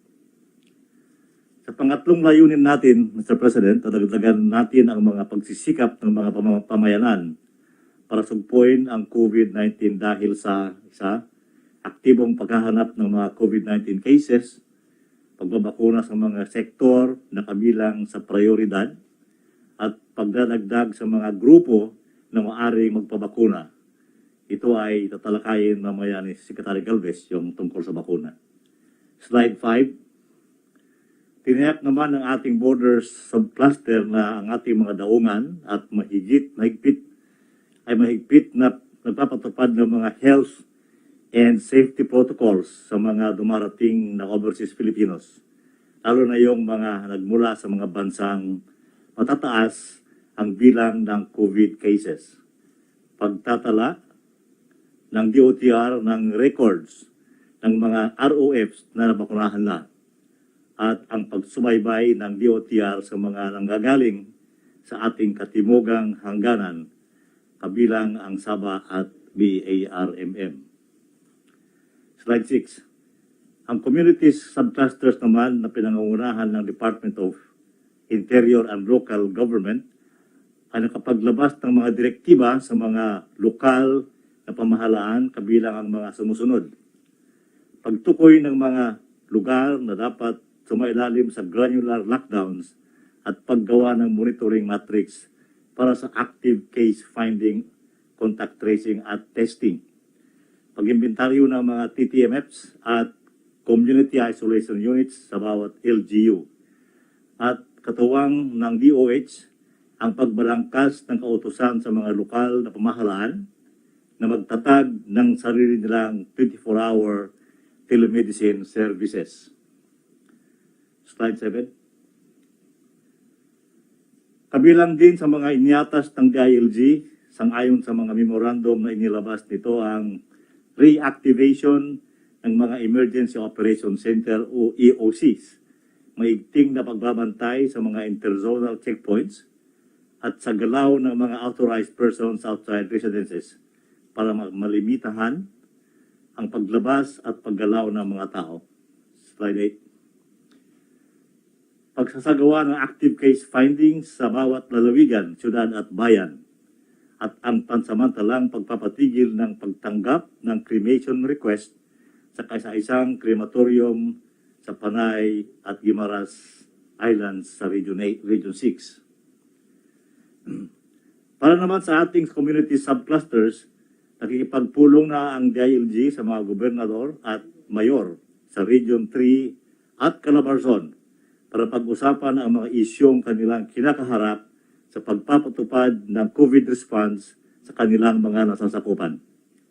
Kasunod namang pupulungin ng DILG ang mga gobernador at mayores para regions mula sa Region 6, 7 at 11. Slide 9. Samantala, ang ating health facilities clusters naman ay nakipagpulong sa mga pinuno ng mga paggamutan sa iba't ibang rehiyon sa buong bansa. Bilang tugon, nagsumiti na ang mga ito ng kanilang surge plans na naayon sa kanilang pangangailangan. Nag-atas sa One Hospital Command Center na matamang babantayan ang healthcare utilization rates. Nagbigay ng direktiba na gamitin ang mga TTMFs bilang step-down facilities para lumuwag ang mga pagamutan at ospital at magamit sa mga pasyenteng mas nangangailangan ang kapasidad ng mga ito. Pagsasagawa ng inventaryo sa mga mahalagang kagamitan tulad ng PPS, gamot, reagents, oxygen supplies at iba pang pangangailangan. Slide 10. Ang ating namang health facilities subcluster na naglalayong magdagdag suporta sa mga critical areas ay nakapagsagawa ng mga sumusunod. Pagpapalakas sa kapasidad ng One Hospital Command Center, 56 na DOH hospitals at 2 centers for health development na mayroong operational telemedicine services. Paglilipat sa pagmamayari ng Lung Center of the Philippines ng bagong tatag na modular hospitals. Pagpapagawa ng modular hospital para sa Southern Philippines Medical Center na malapit nang matapos. Extension hospital sa gitnang Luzon. Pag-aatas sa OHCC or One Hospital Command Center na subaybayan ang metrics for emergency room occupancy at patient waiting list ng mga pagamutan. Next slide. Pag-inventaryo ng mga critical resources, pamamahagi ng karagdagang supplies tulad ng cadaver bags, face shields, at matitiklop na cut beds, at pagproseso ng mga kahilingan para sa logistics augmentation. Next slide. Mr. President, kailangan ng pambansa at mga lokal na pamahalaan, pribadong sektor at lahat ng mamamayan ang pagmamalasakit at pagkakaisa or unity sa patuloy na pagpapatupad ng ating crisis action plan laban sa alinmang COVID variants. Maraming salamat po at muli magandang gabi sa inyong lahat. Thank you. This is just, I'm not saying it because you're here. You've been doing a good job, Secretary Lorenzana, and things are going smoothly on your front. I appreciate it. Next is, we have Secretary Galvez. Mr. President, Senator Bongo, fellow cabinet members, on behalf of the National Task Force Against COVID-19, headed by Secretary Lorenzana and also Secretary Anyo, I will present to you the updates on our vaccination program. Mr. President, we are very happy that we have reached 40 million vaccines that we have received, with a total deliveries of 42,575,350. Ngayon, magkakaroon po tayo ng more or less mga 50 million pagka natapos po ang buwan ng Agosto. So malaki po yun na mahigit na 50 million na po tayo na vaccine na dumating po sa atin.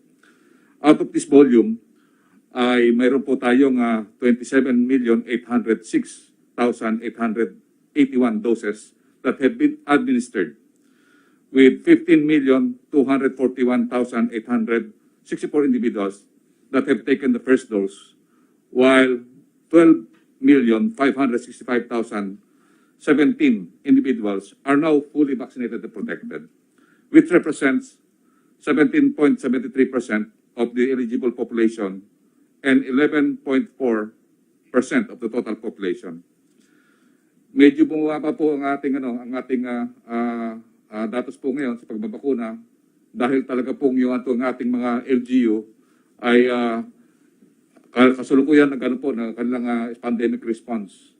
At nakikita po natin na hati po ang tinatawag na effort ng ating mga healthcare workers sa ating ng mga nakita natin na tumataas na kaso ng COVID-19. Kaya po ang ating administration ay nagkaroon po tayo ng konting dahil because of the stringent quarantine control and lockdowns. And also, many LGUs were redirected for pandemic response at saka po lalo na po sa Metro Manila, nagbibigay rin po sila ng ayuda. So simultaneous po yun, pandemic response, vaccination at pagbibigay po ng ayuda. At saka po pagano po ng mga tinatawag nating mga stringent border control. For the month of August, we administered 7,326,831 doses. Ito po ay nag-upscale po tayo sa ating record sa July. For 15 days, we have already accomplished halfway ng ating target. Ang target po natin, Mr. President, is 15 million for this month. And we are very, very, very confident na yung 15 million po na ito, makakaya po natin dahil kasi darating po ang malaki-laking volume sa this week. Next slide, please. For the past 2 weeks, meron po tayong tinanggap na more than 8.7 million. And ngayon pong linggo, in-expect po natin na meron po tayong 4 million doses from Sinovac, 1 million donation from China with Sinopharm, and more or less 400 to 500,000 doses of Moderna. Kanina na tineksan po ako ng AstraZeneca at meron po darating din po na 500,000 na AstraZeneca this coming Friday. So all in all po, Mr. Mayor, ang ano po natin ay more or less meron po tayong 6 million na darating po ngayong linggo. At nagpapasalamat po tayo sa China na hindi po tayo nila kinakalimutan, katulad na sinabi niyo po, na magpapadala po ulit sila ng 1 million na donation na Sinopharm. And then also, ang magandang balita po ito, ibabalita po ito ni Chairman Abalos, na napakaganda po ng record ng ating Manila mayors, na despite their multitask, na-reach po nila yung 230,000 jobs a day.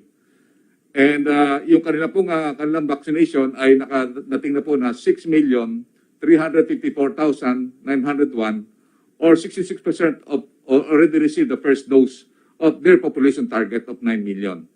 At while 4,054,275 or 42.21% already received the full doses. Sa ngayon po, ina-upscale din po namin ang Region 11. Tumawag po ang ating health officer ng Region 11 ng Davao na gusto po nila na matapos na rin ang kanilang herd immunity by October or November. So lahat po nito, bibigyan po natin ng malalaking doses itong mga region po nito para makakatch up po sa Metro Manila. Kasi ganun po ang ginagawa po natin na inuna natin ang Metro Manila pero hindi po natin kanalimutan itong mga major centers po nito. At yung nga po, malaking may tutulong po sa NCR, nagbukas na rin po yung ACTSI na yung Filipino vaccination site. Ito po yung na yung Filipino, they can accommodate 15,000 a day. Napakalaki po nito at ito po ay gagamitin po ng Parañaque at sinasabi nga ng Parañaque ang lahat ng taga-NCR at iba pang mga lugar na dito sa mga area ng Cavite o Laguna ay pwede pong magpabakuna dito basta mag-register lang po ng maayos. So ito po, napakalaki pong tulong po ito. Itong government property po nito sa pag-ano po ni Secretary Berna, siya po ang nag-initiate po nito at saka yung ating pong ito pong Nayong Filipino Foundation and also sa ITCSI, si Sir Enrique Rason ay nagpuwersa po sila na talagang pagandahin po yung national vaccination site natin dito sa bandang area na Nayong Filipino. Napakalaki po yung mayor na talagang meron po silang drive-thru, parang Arizona po ang ginawa nila at meron po rin silang ambulatory, dalawang klase po. So 15,000 a day, napakalaking record po yun. Next slide please. So ito po yung ating total administration sir natin ngayon. Ito po naka-accomplish na po tayo sa WHO requirement na at least 90% ng ating healthcare workers ay mabaksinate na po natin. Sa ngayon po ay meron na po tayong 1,539,679 na healthcare workers or 93% na fully vaccinated. At ngayon po umaangat na rin po yung ating priority group A2 and A3. Sa ngayon po meron na po tayong 3.6 million na fully vaccinated na po ng A2. Nakikita po natin na may agwat po ang first dose at saka second dose dahil dito po natin i-count ang Johnson & Johnson na one single dose. And then dito rin po sa A3, dito rin po na mas mataas po ang fully vaccinated dahil dito rin po natin count yung Johnson & Johnson. So meron na po tayong 4.7 or 66%. At tumataas na rin po ang ating bilang sa ating A5, yung ating mga poor communities, meron na po tayong 1.1 million. At ito na po ang tinatarget po natin naman sa Moderna, yung bigay po ng COVAX. Next slide please. So kung titingnan natin, sa comparison ng last week, nakikita natin na talagang bumabataw tayo. Dati po nakaano po tayo ng 527 at 527,824 noong 01 to 07 August. Ngayon po medyo bumaba po tayo dahil kasi nakita po natin na tumaas po talaga ang kaso natin at nahati po yung concentration ng ating LGUs. But right now, even though with the surge that we have, we already have the amount of 488,455 doses yung daily average rate natin po lahat. Next slide, please. Sir, ito po yung mga darating pa na mga bakuna. Sa ngayon po, meron na po tayo natanggap na 8.7 million at darating nga po sa 19, yung 2 million na Sinovac at saka yung 2 million na Sinovac ulit sa following day. And then yung Sinopharm po, baka po ang gagawin po ng ano po dito ng ating plug carrier ay pagsasamahin na po yung Sinovac at saka yung Sinopharm para isang haul lang po. So magiging 5 million in 2 days. And then later, yung AstraZeneca na more or less 594,000 ay darating din po ng August 20. So ito po yung ating mga inaasahan pa na meron pa tayong darating na Pfizer and also yung Moderna 1.8. Ito nga po ang nilalakad natin po sa American Embassy dahil meron po tayong 65 million na nabili po sa Pfizer, sa Johnson & Johnson at saka po sa Moderna. Kinausap ko nga sila po kahapon at sinabi ko nga po, humingi po kami ng tulong na kung pwede pong ma-advance delivery po yung mga produkto po nito. Dahil kasi kung may advance po yan, malaki pong tulong po sa atin para ma-accelerate po ang ating bakunahan. So Mr. President, ilan po ang aking report at maraming salamat po. Salamat. May isang ano lang ako sa iyo, Secretary Galvez. There are reports of, not really validated, but reports about vaccines being sold somewhere o True or not, I would like to ask you to kindly see to it that nobody holds or would possess vaccines na para sa gobyerno yung atin. Yung supply natin, whether donated or ating binili, should not be in the hands, not even one vial of it in private hands. Kaya kindly see to it na na hindi magamit ng iba. Yes, sir. We will answer. We will do, sir. And we will ask the PNP, sir, and the ILG, and also the AEP po. Sir, We can always coordinate that. Nandito naman tayo lahat. yes, sir. And also, we requested the DNBI and FDA for investigation. Actually, sir, meron tayo na, na nahuli na, sir, yung NBI dati. And I think naging malaking po yun, sir. Malaking parang deterrent po nila. So ongoing, sir, yung sir natin, mga surveillance, sir, natin with NBI and also with the AEP and the PNP. And also we also asked the FDA to really continue surveillance. We will comply po, sir, Mr. President.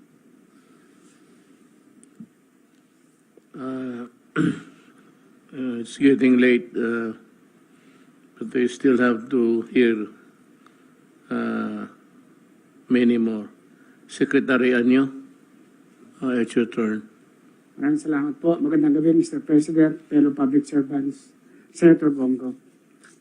Yung sinabi niyo po, makakaasa po kayo na pagtutulungan namin na walang masasayang na bakuna at walang mga gagawa ng anumang kalokohan dito katulad ng pagiging fixer at saka yung mga tao na nagbibenta ng bakuna. Meron na po tayong napaila ng kaso sa mga yan. Ang una ko pong ulat na gagawin, Mr. President, ay ito pong pagbibigay ng ayuda. Mula po sa inyong unang inapprove na 10.894 billion para sa NCR, ay nakaroon po ng supplemental budget na inyo po rin inapprove na 368 million. Kaya ang total na po ay 11.256 billion para po sa National Capital Region. At mula po noong Wednesday, August 11, ay nagsimula na po ang ating pagbibigay alinsunod sa mga provision ng Joint Memorandum Circular number 3 ng DILG, DSWD at NCR. Kaya po makikita natin dito sa screen ay total of 3,299,290,000 na po ang naipamigay natin for a total of 29.31% mula po noong August 11. At 3,299,290 individuals na po ang nakinabang sa ating ayuda. At tuloy-tuloy pa rin po ang ating pagbibigay ng ayuda. At bukod po dito, para may transparency, ay naipaskil na rin sa lahat ng LGUs sa NCR ang listahan ng kanilang mga benepisaryo sa kanilang tanggapan, website at official social media platforms para po sa information ng lahat. At sa inyo rin pong pag-uutos, atin pong sinupervise at minomonitor ng DILG, DSWD at DND ang distribution sa isang LGU na NCR at pati naman po naman sa ayuda para sa Bataan at Laguna na inyo ring inapprove. Mayroon pong 700 million para sa Bataan at 2.7 billion naman para sa Laguna. Within the week po ay magsisimula na ang pamimigay ng ayuda at susiguro din natin makakaabot sa mga nangangailangan at walang abuso o anumang korupsyon na magaganap. Marami pong mga inisyatibang ginawa katulad po ang LGU ng Makati, Muntinlupa, Caloocan at Parañaque LGUs na gumagamit ng electronic and bank-assisted options upang mas mapadali ang distribution ng ayuda sa kanilang mga nasasakupan. Next slide, please. Ito na po yung kabuuan ng mga current status ng pamimigay ng ating ayuda. So nangunguna po ang LGUs ng Quezon City, Manila at Taguig, and down the line. Sa kabuang 29.31%. Sa ating namang kampanya laban sa illegal na droga, makikita po sa talaan na nakapagkandak tayo ng 765 anti-illegal drug operation. 6 ang nag-surrender, 1,070 naman ang ating naaresto at may 2 nasawi sa ating police operations. For a total of 48,790,599 pesos worth of shabu and marijuana ang ating nasamsam itong nagdaang linggo. Next slide, please. Nais ko rin po iulat, Mr. President, yung tungkol po sa isang ibigay ninyong instruction. Ito po ay tungkol sa alleged extortion activities ng unscrupulous individual na nangungutong sa mga jeepney drivers na umiikot po dito sa area ng Quiapo, Manila, na ipinalabas sa isang episode ng Bitag na ang title ay Kilabot na Kotongero sa Quiapo, Hulog sa Bitag. Ito po ay unang lumabas noong July 8, 2018. At nangyari ito sa FR Hidalgo Street, Quiapo, Manila. Nagsagawa po ng panahon na yon ng operasyon ang ating Manila Police District kasama ang Bitag Crew na nagresulta sa pagka-aresto ng mga nangungutong na civilians. Ito na rin po naging basis ng sunod-sunod na paglilinis sa hanay ng kapulisan na patulog-tulog sa trabaho.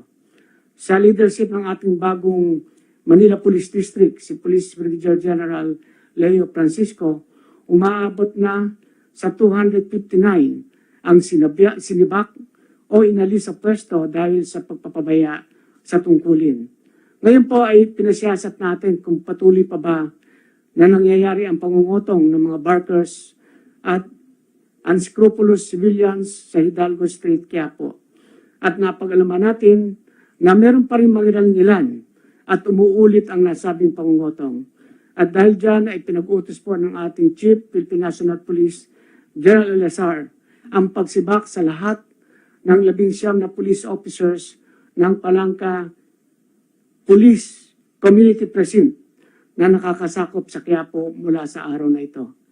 Hindi po natin papayagan na may mga ganitong racket na nagbibiktima sa ating mga kababayan na naghahanap buhay ng marangal. Kaya sisigurin po natin na hindi ito magaganap sa amang lugar, hindi lamang sa Manila, kundi sa buong bansa. Yan lamang po, Mr. President. Maraming pong salamat. Salamat, Secretary Anyo. Ang susunod is Secretary Roque. Yes, magandang gabi Mayor at magandang gabi kay Senator Bongo at sa ating mga kasama sa gabinete. Well, itong nakalipas na linggo po, 3 mga okasyon ang ating ginawa. Sinabi na po kanina ni Secretary Lorenzana yung inauguration ng 108-bed hospital facility na modular sa Lung Center at binangkit na rin po kanina ni Secretary Galvez yung drive-through center natin sa 9 Pilipino.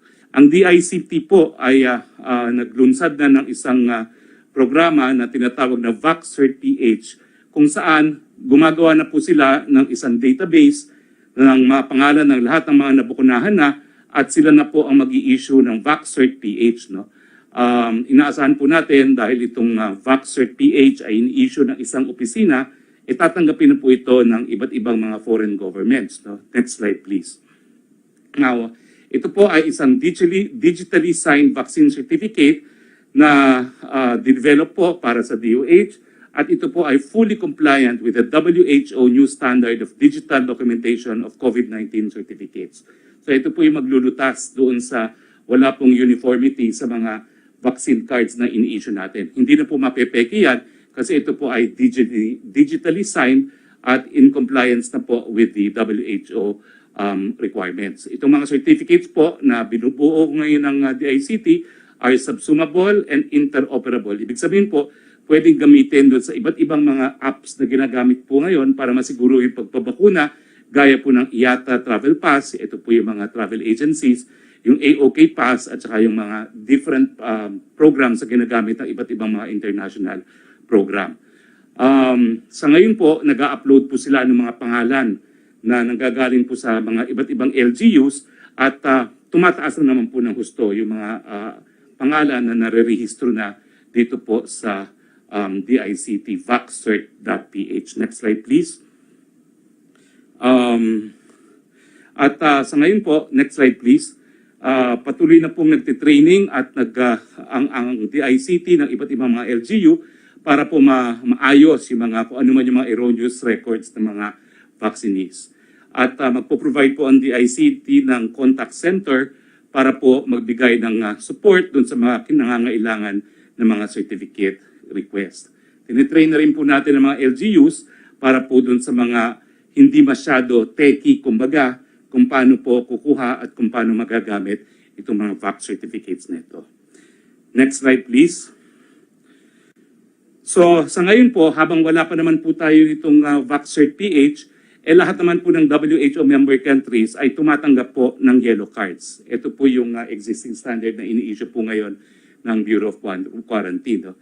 Pero pinamamadali rin po ng WHO na lahat po ng member countries ay mabilisan nga yung pag-develop ng digital vaccine certificates at gaya na aking nasabi po ay ginagawa naman po natin ito ngayon no, sa pamamagitan ng DICT.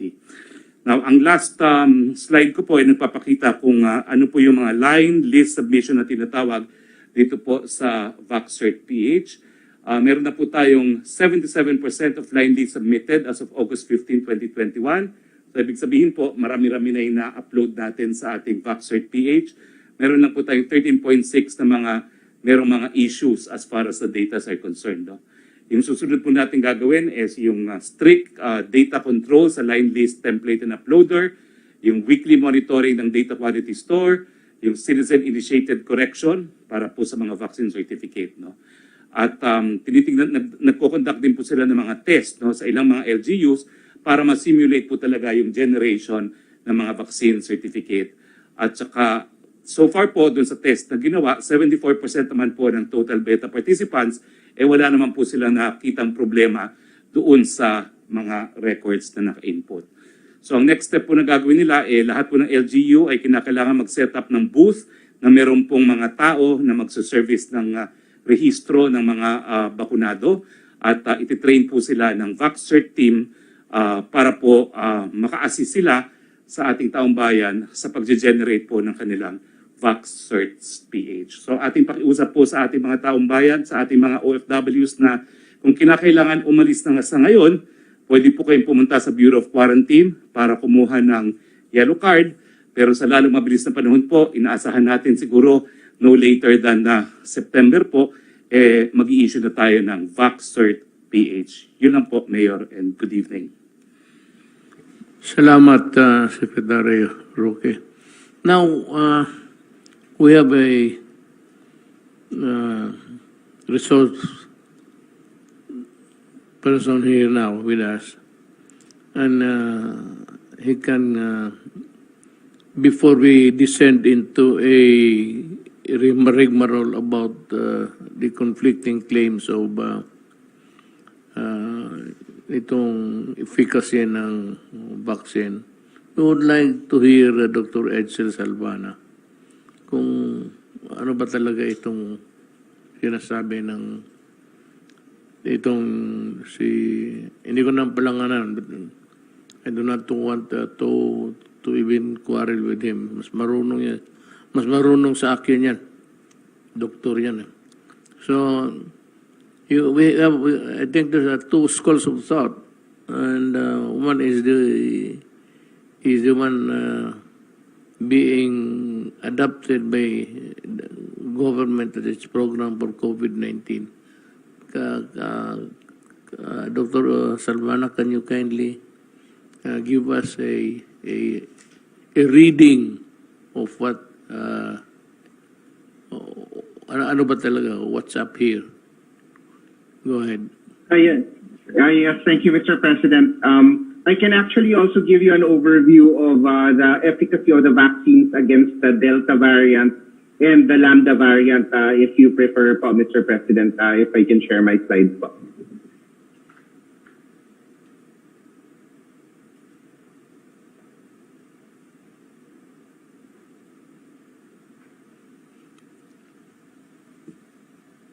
Okay, so I will just give a brief overview of how our vaccines work. Our vaccines have three possible effects po. It can prevent severe disease, yung nakakamatay po na disease, or it can also prevent yung clinical disease, yung may ubo, may sipon, not necessarily severe disease, or of course it can prevent transmission. Now, the vaccines have different ways of doing this. Not all of the vaccines can do all three, but ang pinaka-importante po dito sa ating pandemic right now is yung pag-prevent po talaga ng severe disease, because severe disease is the COVID that kills. It can kill as many as 10 to 15% of our vulnerable population, especially yung ating elderly at yung merong medical conditions. If we look at po kasi yung death rates ng ating elderly, yung mga 80 years old and above, pag nagka-COVID po yan na hindi nabakunahan, it can be as high as 15% po. And then the death rate goes lower po over time, as the ages go down po. And then also yung ating mga taong may cardiovascular disease, may diabetes, mas mataas po talaga yung death rate nila kung magka-COVID po sila.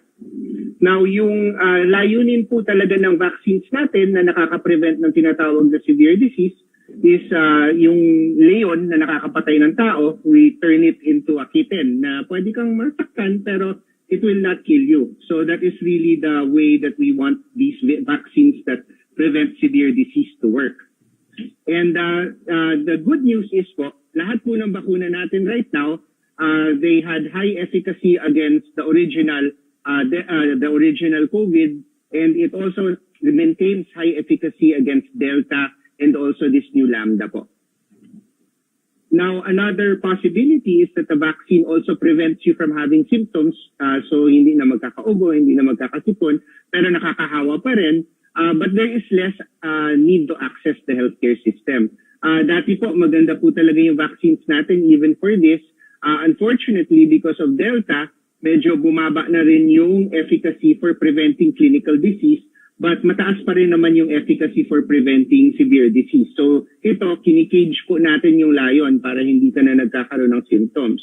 And ito nga po yung nangyari, yung original po na virus, mataas po yung efficacy natin against clinical disease, pero yung Delta, lahat po sila across the board decreased po talaga. And again, this is just nagkakaroon ng mild disease, naririnig po natin yung iba, nagkakaroon ng breakthrough infections, most likely because they got Delta, pero hindi po sila namamatay. Pero nagkakaroon sila ng sipon, ng ubo, possibly also some fever, And in some cases, lalo na dun sa mga high risk talaga, pwede pa rin po silang ma-hospital. Now, yung sa Lambda, there's not very much data available, but we can see that based on the preliminary data, there should be some slight decrease in the vaccine effects, but it will not be severe most likely po, not as bad as Delta. And then finally po, itong tinatawag nating transmission, ito po talaga yung natamaan ng itong mga variant. Kasi bumaba po talaga yung ability of the vaccines to prevent transmission. Kaya nga po now, even the US is putting back their masks because even the people who are vaccinated, if they get mild disease, they can still spread it to other people. And actually right now, no COVID-19 vaccine has been proven to completely prevent transmission. And even though yung sa old viruses, maganda po yung effects sa transmission blocking, mga 90%, ngayon bumaba na po talaga. And we're looking at the studies and looks like hindi po talaga ito makakagawa ng magandang transmission blocking lalo na sa Delta. So when we block transmission, we're killing the lion para hindi na siya mag-spread. And as you can see po, yung ating vaccines sa original, maganda po yung epekto ng Pfizer, Moderna, Astra, Sinovac. There was not much data on Sinopharm. Pero with Delta, bagsak po talaga lahat yan ang expected. They haven't done the published studies yet, but we are really seeing that these can be transmitted. For Lambda, there are no studies at this time po. And so, ang nakita po natin sa UK, even though meron po silang pagtaas ng cases, mostly from Delta, yung number of admissions that they would have had without the vaccines is much lower now because of the vaccination. Even though mas marami yung tinatawag na breakthrough infection, mas konti po talaga, almost 90% less yung kanilang na-hospital because even though the vaccines aren't working for transmission or for clinical disease, they continue to work well in preventing severe disease that needs hospitalization. And also we can see rin naman po in the world, kahit if you compare two countries, yung UK tsaka yung Namibia, yung UK has 52.6% vaccinated, dati pa ito, back in July 15. Nakita nyo po, even though yung blue line umakyat, yung number na namatay, flat po talaga.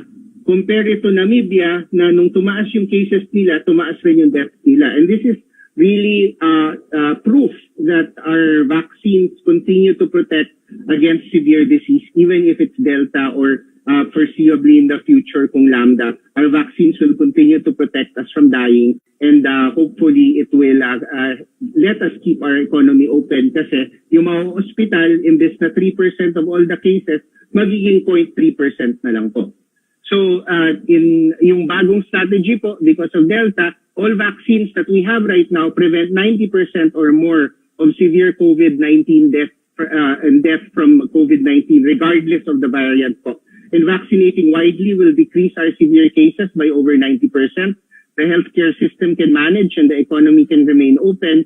There are new vaccines being developed, but in the meantime, what we have, if we mix it with our PDITR, our mask, our face shield, and our vaccines, we can beat Delta po, Mr. President. Thank you very much. Thank you, Dr. Silvana, for the education of everybody about the conundrum of people about vaccines. Now we go to the Director General of the FDA, Torre Domingo. Ay, magandang gabi po, Mr. President, Mayor. Magandang gabi po kay Senator Bong. Nice tsaka sa to mga see you. members po ng Cabinet. Magbigay lang po ako, sir, ng konting update doon sa mga safety ng atin pong mga bakuna. At ito po yung slide. Kasi nga po may nagsasabi, no, katulad nila Dr. Quijano na mas unsafe pa daw ang bakuna kaysa sa COVID. Hindi po totoo yun. Kung tayo po hahayaan na lang natin magka-COVID lahat ng Pilipino, milyon-milyon po ang mamamatay. Kaya po tayo nagbabakuna dahil nakikita po natin na the benefit is greater than the risk of the COVID vaccine. Can I have our slides, please? In fact po sir, sa Pilipinas, hindi pa tayo, next slide, hindi po tayo gumamit ng bakuna na hindi pa po nagamit sa kung saang parte, sa ibang parte ng mundo. Ang pong ating mga bakuna, pag binigyan po ng EUA, ibig sabihin po yan, nasa phase 3 trial na. No?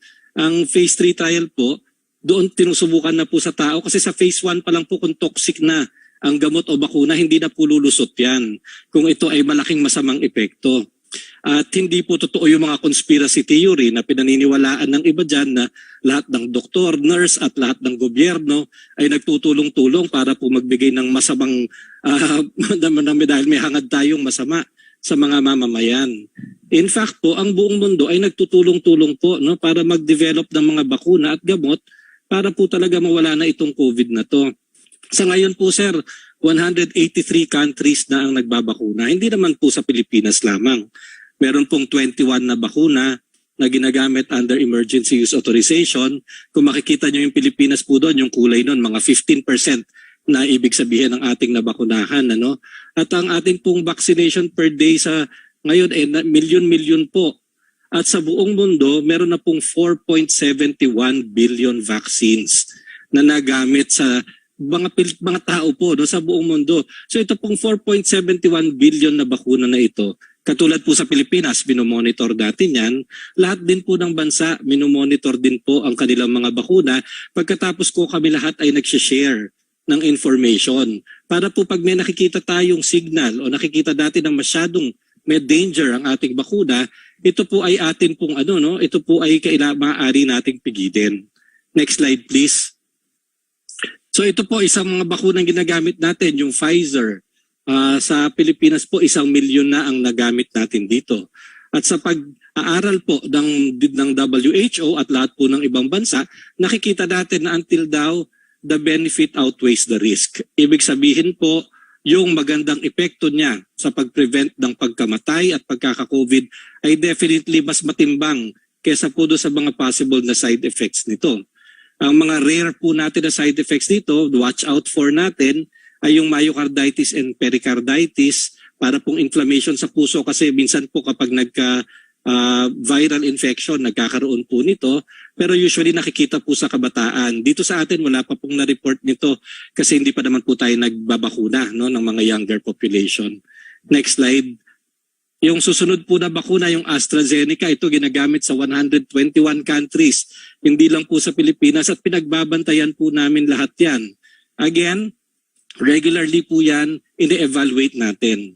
And at this time, we have all concluded that the benefit of using this vaccine outweighs the risk. Ito po, kapag meron naman tayong nakikita ng mga adverse events, mababasa naman po natin yan lahat sa dyaryo. Nakikita po, nire-report natin yan kasi ito, watch out tayo for yung mga thrombosis or yung blood clotting na tinatawag, yun pong Guillain-Barré syndrome, at saka yun po mga ibang very, very rare diseases. Kaya lang ito po kasi nakikita sa 1 out of every 200,000 po halimbawa na nabakunahan. Ito po ay mas rare kesa po sa pagkakaroon ng COVID at pagkakamatay from COVID. Plus of course the fact na ito mga sakit na ito nangyayari naman po talaga kaya magkabakuna, kaya hindi. So as of now, ang ito pong ating AstraZeneca, talaga pong the benefit outweighs the risk ng paggamit po nito. Next slide. Yung pong pangatlong bakuna natin, ito po yung pinakamarami nating nagamit, yung Sinovac. It's being used in many, many countries and it's the most widely used vaccine dito sa atin. Actually, yung Sinovac, wala po siyang any specific safety concern na nare-report. At karamihan po na nakikita natin ay very mild lamang po ang mga adverse events dito. Next slide please. Yung pong Sputnik, ito medyo kaunti pa lamang po ang nagamit natin dito ng mga 350,000 pa lamang. And it's being used in 71 countries including the Philippines. Wala naman po siya tayong nare-report na major safety issues dito. Ang contraindication lamang ay hindi po siya pwedeng ibigay sa buntis tsaka doon po sa mga breastfeeding women. Kasi po kulang po ng pag-aaral ang safety nito sa pregnancy tsaka sa lactating women. Lahat po kasi ng ibang bakuna, maaari naman pong gamitin sa buntis tsaka sa mga nagpapasuso. Ito lamang pong Sputnik ang hindi. But other than that, wala naman po tayong safety concern both locally or internationally na na-identify dito po sa Sputnik. Next slide please. Yun pong Janssen, ito po nakatanggap din po tayo kasi ng 3 million dito kaya marami na rin pong ginagamit. Ginagamit po ito sa Amerika, sa Europe, and 59 other countries, and it's also approved by the WHO. And so far, ang mga similar din po doon sa AstraZeneca, yung mga rare cases that we are watching out for. No? At ang safety info po niya until now, we have the WHO and all of the other countries have decided that the benefit of using Janssen definitely still outweigh the risks. Next slide, please. Yun pong Moderna, ito yung medyo bago. Meron din po tayong 2.5 million na nagamit nito. Ginagamit po sa 68 countries. And again, ang very rare po din to. Parang similar to Pfizer naman po ito, no? Very rare cases of myocarditis and pericarditis, no? In young people. Na kung ma-detect naman po na maaga, ay magagamot naman po, no? At nakikita rin natin na ang definitely with an efficacy rate of 94%, ay talaga pong the benefit of using this vaccine outweighs the risk. Mas matimbang po ang ating nakukuhang benepisyo kaysa kung hindi tayo magbabakuna at magkaka-COVID at magkakaroon po ng grabing sakit ang mga hindi na nababakunahan. Next slide please. Ito pong huli yung Sinopharm. May natanggap po tayong 100,000 po nito no, na doses galing po sa UAE. Doon po ang pangalan niya Hayatvax, but it's exactly the same vaccine. And again, ito po like Sinovac, there are no specific safety concerns. Very mild po ang mga adverse events after immunization at wala pong nare-report naman no, na any serious na we have to consider na mga risks po nito. Kaya talaga pong ito, safety, the benefit definitely outweighs the risk. Next slide please. So yun naman po ang sa natin ang lahat ng bakuna. Kaya naman po ang WHO, nung tiningnan po nila lahat ito, plus all the ongoing studies. No? Tuloy-tuloy naman po kasi ang pagmamonitor at pag-aaral sa mga bakuna. And we can say that the vaccines are highly effective against severe illness and death. Lalong kasama na rin po yung COVID-19 variants, katulad po ng sinabi ni Edsel. No? Bagamat maaari pong dun sa mga bagong variant, nababawasan ng konti yung efficacy nila against preventing disease, pero na-maintain po kasi yung kanyang efficacy against preventing severe disease and death. Next slide please. At yun nga pong bagong variant natin, ito pong Lambda variant. Actually hindi naman po siya bago, nung 2020 pa po ito nakita sa Peru, pero hindi pa po kasi siya sumasabog ng katulad po ng Delta or dumadami. Kaya po as of now, designated lang po siya ng WHO as a variant of interest. Kasi nagiging variant of concern lamang siya kung makikita talaga na yung transmissibility niya ay napakalakas at pwede po siya talagang mag-cause ng mga surge, katulad po na nakikita natin halimbawa sa Delta, or kung meron po makikita na ang clinical course ng mga pasyente nagkakaroon ng variant na to ay mas grabe o mas severe or mas mas nakamamatay siya o mas nakakadami siya ng mas severe illness kaysa sa mga existing variant. So hanggang hindi naman po nakikita yon, ang label po niya as of now is a variant of interest. And I agree with with Edsel, the early reports po tend to show that mukhang magkakaroon nga po siya ng decreased efficacy yung mga vaccines in preventing yung mga symptomatic illness, yung pagkakaroon po ng sakit na mayroong mararamdaman. Pero ang tingin naman po natin, preliminary data naman po natin, would show na mariretain pa rin po yung protection against severe COVID-19 and death with the vaccines that we are using now. Kaya naman po talagang hanggang ngayon, ang pakiusap pa rin po natin sa kababayan natin, pag po ready na at meron na pong bakuna na tinawag na kayo, magpabakuna po kayo. Pangalawa, kumpletohin nyo po yung dose because yung incidence po ng pagkakaroon ng COVID drastically goes down once you complete the doses, lalong-lalo na po pag fully vaccinated na kayo. So in between your first dose and your time you're fully vaccinated, wag po rin kakalimutan lalo na yung ating minimum health standards. Dahil importante po yun at talagang makakatulong po sa ating lahat. Yan lamang po, sir. Salamat, Dr. Domingo. We go now to Chairman Abalos. Magandang gabi po, Mr. President, Secretary Senator Bongo, sa po ng mga Secretary of the Cabinet. Magandang gabi po. Bibilisan ko lang po, maski 5 minutes lang, Mr. President. Gusto ko lang po ipakita yung nangyayari on the ground. May I have the slides, please? Take your time. May I have the slide, please?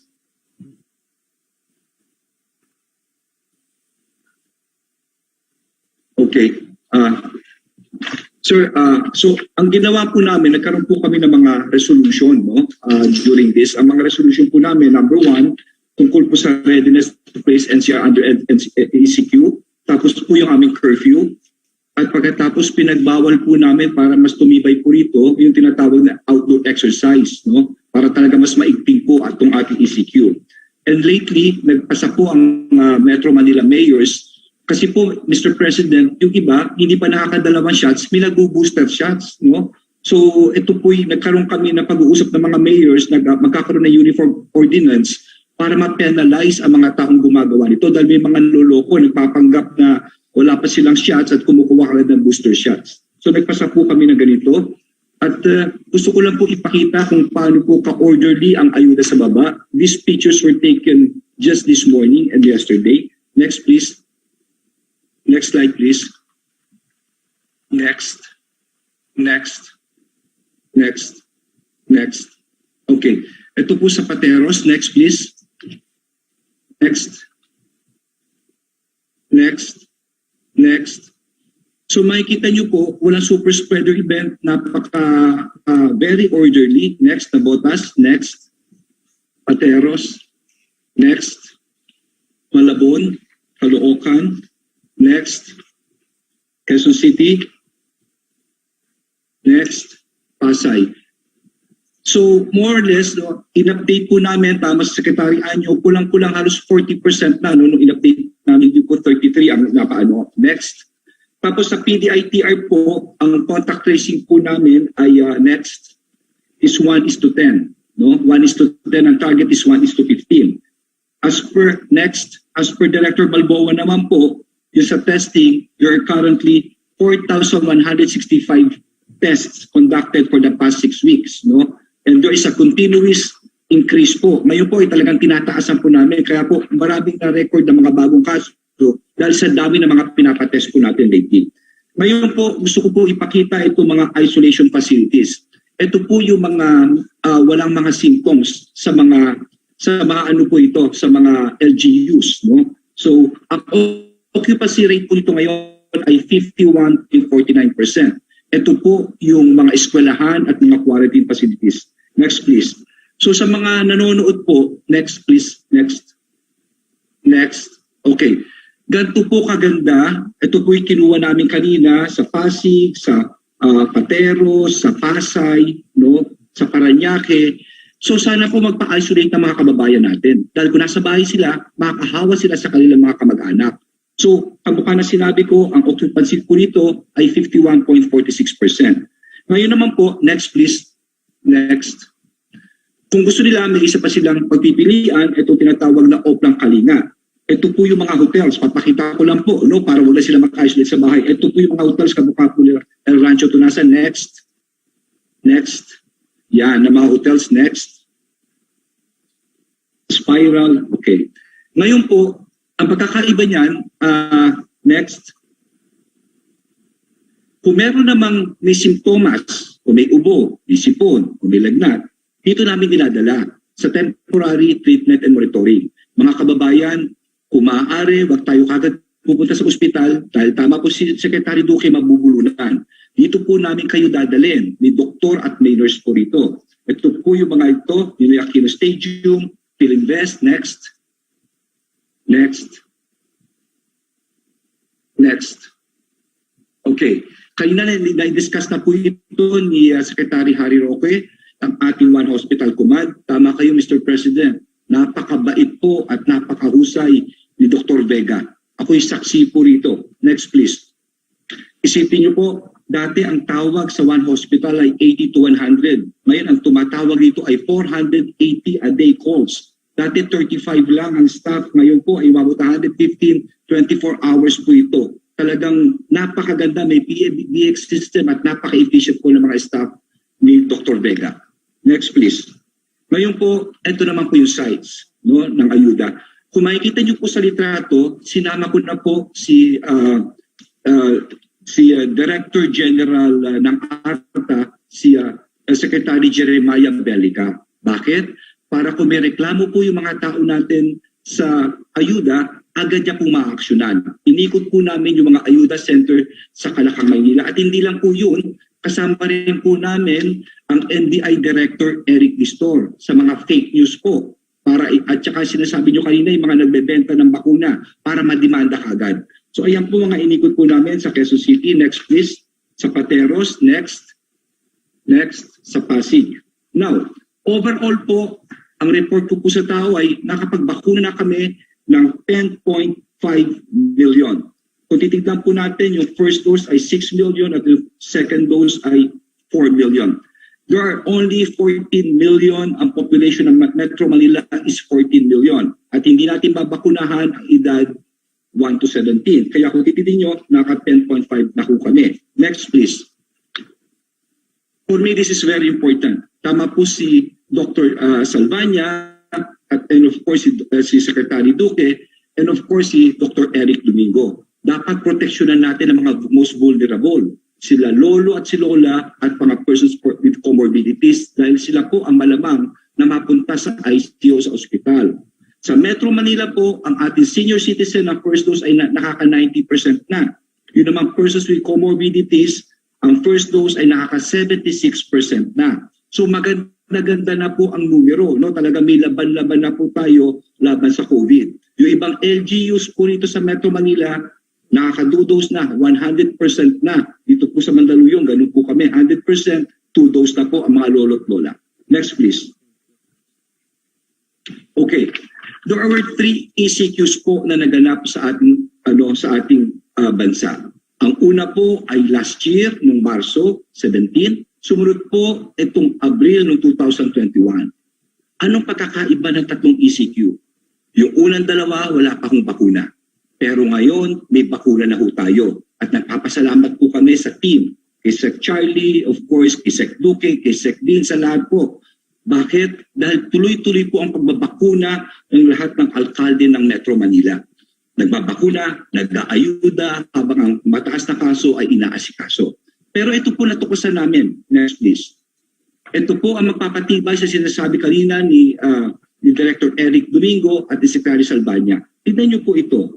Nakakagulat. Sa lahat po ng binakunahan sa Caloocan, ang walang bakuna ay 63%. Dito po sa Mandaluyong, ito pong walang bakuna ay 49%, pero yung nakakadalawang dose ay 39% at yung 1 dose ay 11%. So marami pa rin. Sa Taguig, 67.75%, Pasay, 64%, Marikina, 51.52%, Malabon, 63%. Ito naman po sa San Juan, ang walang bakuna, 49.88%. Pero yung nakakadalawang bakuna, sila ay 27% lamang. Next please. Sa Makati, 65% ng kaso. Sa Nabota, 62%. Sa Muntinlupa, 72%. Anong pinapatunayan po nito? Ang pinapatunayan dito, tama po sila, kung wala kang bakuna, mas kontra magkaroon ng sakit. At hindi lamang yun. Sa aming studies po, ito'y sinabit ng mga alkalde kanina, talagang yung severe at critical, kung ikaw ay bakunado, talagang mas makakaiwas ka po rito. Yun lang po, Mr. President, alam po mahirap na trabaho ito, bakuna ng bakuna, pero lahat po ay nakakatulungan. Magandang gabi po at maraming salamat. Salamat, Chairman Abalos. Alam mo, hearing all of you, there is only one thing that is really badly needed. Everything would follow. It's the bakuna. So talagang I hope that God will give us the opportunity to get all of these vaccines from all sources. So the next would be Carlo. Yung the other matters sa May gabi, Mr. President, Yes. Senator Bongo, mga kasamaan ko sa gabinete. Pagpatuloy ko lang po yung report natin sa iba't ibang mga clusters. This time, focus tayo sa climate change, adaptation and mitigation, disaster risk reduction cluster, Mr. President. Ito ay pinangungunahan ni SICAM DRRC Chair at DNR Secretary Roy Simatu. Next slide. Ito po yung pamanang katatagan. Next slide. Kung saan ang target po natin ay to build resilient and sustainable communities, lalong-lalo na sa panahon ng pandemya, at building yung capacity at resilience ng mga vulnerable communities natin, at kung ano yung recovery policy and programs natin para sa integrated risk management approach. Dahil alam natin ang Pilipinas ay laging tinatamaan ng extreme weather events dahil sa climate change. Next slide. Sa accomplishments natin sa malasakit at maagap na pagtugon, meron po tayong naibahagi, Mr. President, na 423.5 million pesos worth of relief assistance to 9,550,298 poor beneficiaries, lalong-lalo na sa hazard-prone areas nationwide na affected ng typhoons at earthquakes. 115.5 million pesos in assistance para sa emergency housing for 14,806 beneficiaries sa Region 4A ni Maropa, CAR Region, Region 1, 2, 3 at NCR. 4 billion pesos worth of insurance ang naibahagi din po natin and loans. At meron din po tayong agricultural support and assistance to 3 million small-scale farmers and fisherfolk, 191,000 agrarian reform beneficiaries, 1,500 ARB organizations, and 242 urban dweller beneficiaries. Gamit yung People's Survival Fund, 310 million worth of projects ay naipahagi po natin sa Lanuza, Surigao del Sur, sa Siargao, Surigao del Norte, Camotes Island, Cebu, Herona, Tarlac, Sarangani, at Kitcharao, Agusan del Norte. And for climate resiliency productivity, 373 ARBOs ang na-assist natin. 369 farm machineries and equipment are provided at 69 solar-powered irrigation systems established. Sa Cagayan River Restoration naman po, 318,310 cubic meters na po ang na-dredge natin. That's 92.45% sa magapit na rows as of July 12, 2021. Naglagay din po ng 31,141 bamboo and suitable tree species covering 93.24 hectares in Cagayan, Isabela, Nueva Vizcaya, and Quirino, planted sa various riverbanks for stabilization. Sa livelihood recovery assistance, 8 million pesos in funds, 385 nego carts and starter kits worth 10.1 million para sa mga beneficiaries ng Isabela at Nueva Vizcaya. 580 beneficiaries binigyan ng tupad sa Bambang, Nueva Vizcaya. Payout and 100 fiberglass bangka na bigay sa fisherfolk in 12 coastal towns adjacent sa Cagayan River and the surrounding areas in North Luzon. Sa Marikina River Restoration naman po, Mr. President, removal of illegal reclamation na nakakabigay ng yearly problem sa massive flooding sa area na yan. Nasa phase 1 na po tayo ng dredging in 3 priority sites completed. That's 67,425 cubic meters dredged. At nilagyan po natin ng 8,552 fruit-bearing trees and bamboo planted in 1,750 meters ng Pasig Marikina River. At sa Upper Marikina River Basin naman po, 16,728 bamboo covering 82 hectares sa river easements. 90 units of check dams were used to reduce riverbank erosion that were also desilted in barangays Calawis at San Jose in Antipolo. And nagkipag-ugnayan tayo sa 11 people's organization para sa production and planting of bamboo. And then sa river ng Bicol River Restoration naman po, 27,891 cubic meters were dredged from 10 priority sites sa Bicol River, Kamaligan, Kamsur, as of July 12, 2021. Nagplant ng 206,860 bamboo culms covering 582 hectares for riverbank stabilization sa Albay, Cam Norte, Cam Sur, and Catanduanes. And for forest protection, that's 168 forest protection officers from the said areas were hired.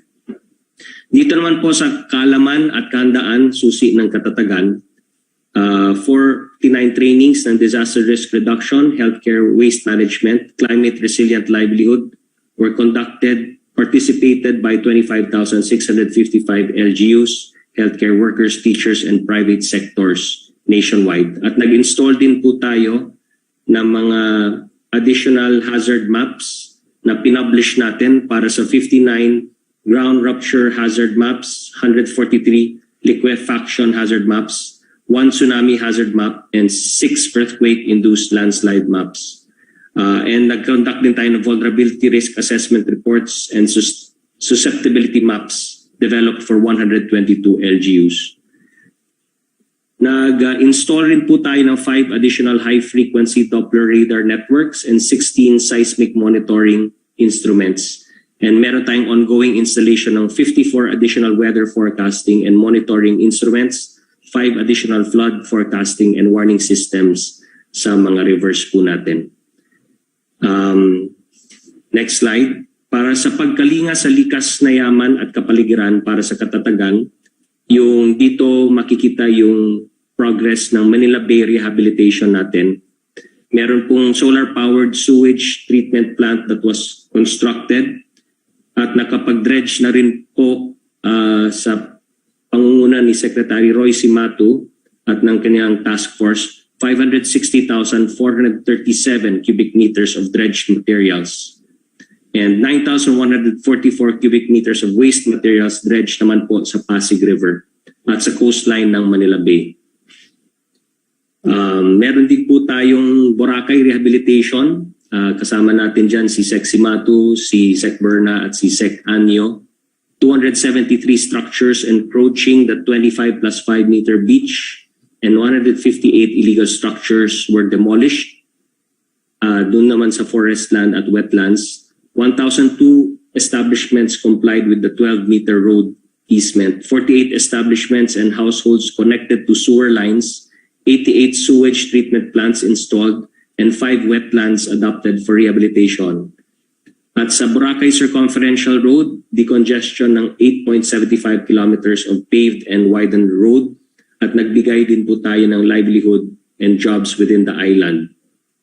Affecting yung mga affected workers, 22,740 affected workers na nabigyan din po ng trabaho. Plus, namahagi rin po tayo ng tulong sa mga affected farmers and fisherfolk. Of course, alam natin yung problema ng climate change, yung flooding. So, maraming mga flood mitigation measures ang na-implement under your administration, Mr. President. At kasama na rin po dyan yung 9 billion Pasig Marikina River Channel Improvement Project Phase 3, which will decrease flood inundation in that area by 18% and reduce flood damages by 14.3%, by 14.3 billion.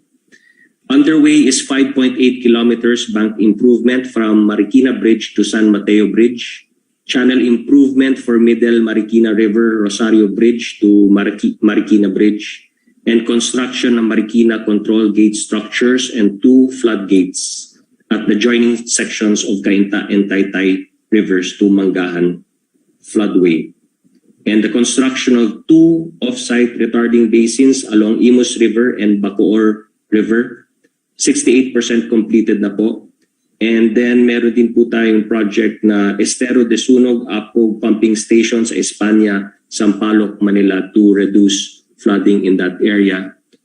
Meron din pong flood risk management project sa Cagayan de Oro River worth 8.55 billion. That's also ongoing. And then of course for active transport, 416.79 kilometers ng bike lanes were established, and of course the construction ng 6 railway projects katulad ng Metro Manila Subway, MRT Rehabilitation, MRT7, LRT1 Cavite Extension, LRT2 East Extension, and PNR North 1. Patuloy rin po yung construction ng irrigation and other facilities natin, especially communal irrigation systems across the country. The provision of agroforestry support facilities, permanent housing para sa families affected ng Taal volcano eruption. And then sa panlaban against COVID, as reported, yung mga quarantine facilities natin, 635, even more, together with the private sector, mga off-site modular hospitals natin for COVID patients and dormitories for medical frontliners constructed. Yun lang po, Mr. President. Maraming salamat. Thank you, Secretary Nograles. May isa na lang. The last but not the least, he has something good to say to us. Secretary Panelo, go ahead. Magandang gabi, Ginoong Pangulo, at sa ating mga sama sa kabinete at ang chairman ng Committee on Health ng Senado, si Senator Christopher Bongo. Gusto lang pong ipaabot sa inyo, Ginoong Pangulo, ang pasasalamat ng mga taga Santo Tomas, Pampanga at San Simon, Pampanga. Galing po kay Mayor Gloria Ronquillo ng Santo Tomas at sa acting Mayor Leonora Wong ng San Simon. Sapagkat nung tayo po ay galing ng Webes doon, kung saan sila ay napadaw kung palad natin, pati yung mga local officials, sinabi po nila yung kanilang perennial problem ng baha. Nung pinaabot ka agad dito kay Secretary Mark Villar, karaka-raka naman, padala na siya ng kanyang mga tao ng pagtingnan at mabigyan kagad ng katugunan yung kanilang suliranin. Lalong-lalo pa, meron din silang problema doon sa mga farm-to-market roads. Kaya tuwang-tuwa po sila na karaka-raka ay meron kagad katugunan ng kanilang problema. Ganon din po yung mga ATAS dyan po sa Kapas, Tarlac. Sapagkat sila po ay nandun sila sa loob ng O'Donnell Camp. At siyempre dahil yung lugar na yon ay pinaka-practice, parang practicing place yan ng military exercises. Natural, siyempre nanganganib ng kanilang mga buhay doon. At nung nabalitaan po nila na ililipat ninyo sila sa isang lugar, lalo pa kung mundo. Tuwan-tuwa po sila at nagpapasalamat sila. Nadaanan po natin sila nung Sabado. Talaga namang makikita nyo, ang dami-dami nila. Kumpul-kumpul yung mga tao. Humihingi nga sila ng ng tawag doon, well, sapagkat lumang-luma na raw, meron naman agad na kasagutan at pagagawang kagad sila naman. Kaya tuwan-tuwa na naman sila. Kaya nagpapasalamat po sila. Kung wala nang iba,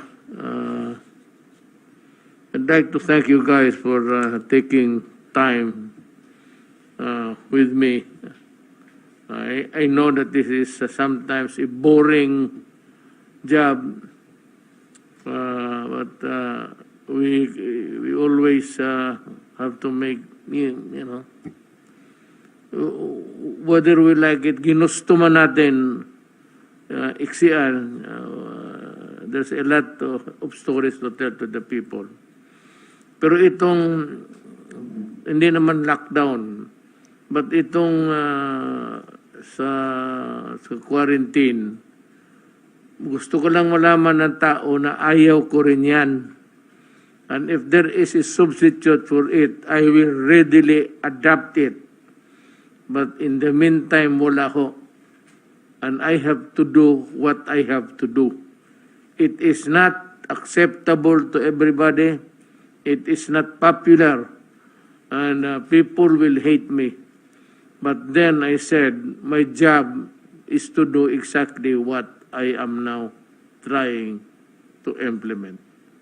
So with that, I leave you with a message of goodwill na patayin man ninyo ako, wala akong magawa. I have to do what I think would protect the Filipino people. Salamat po at maraming gabi. Magandang gabi.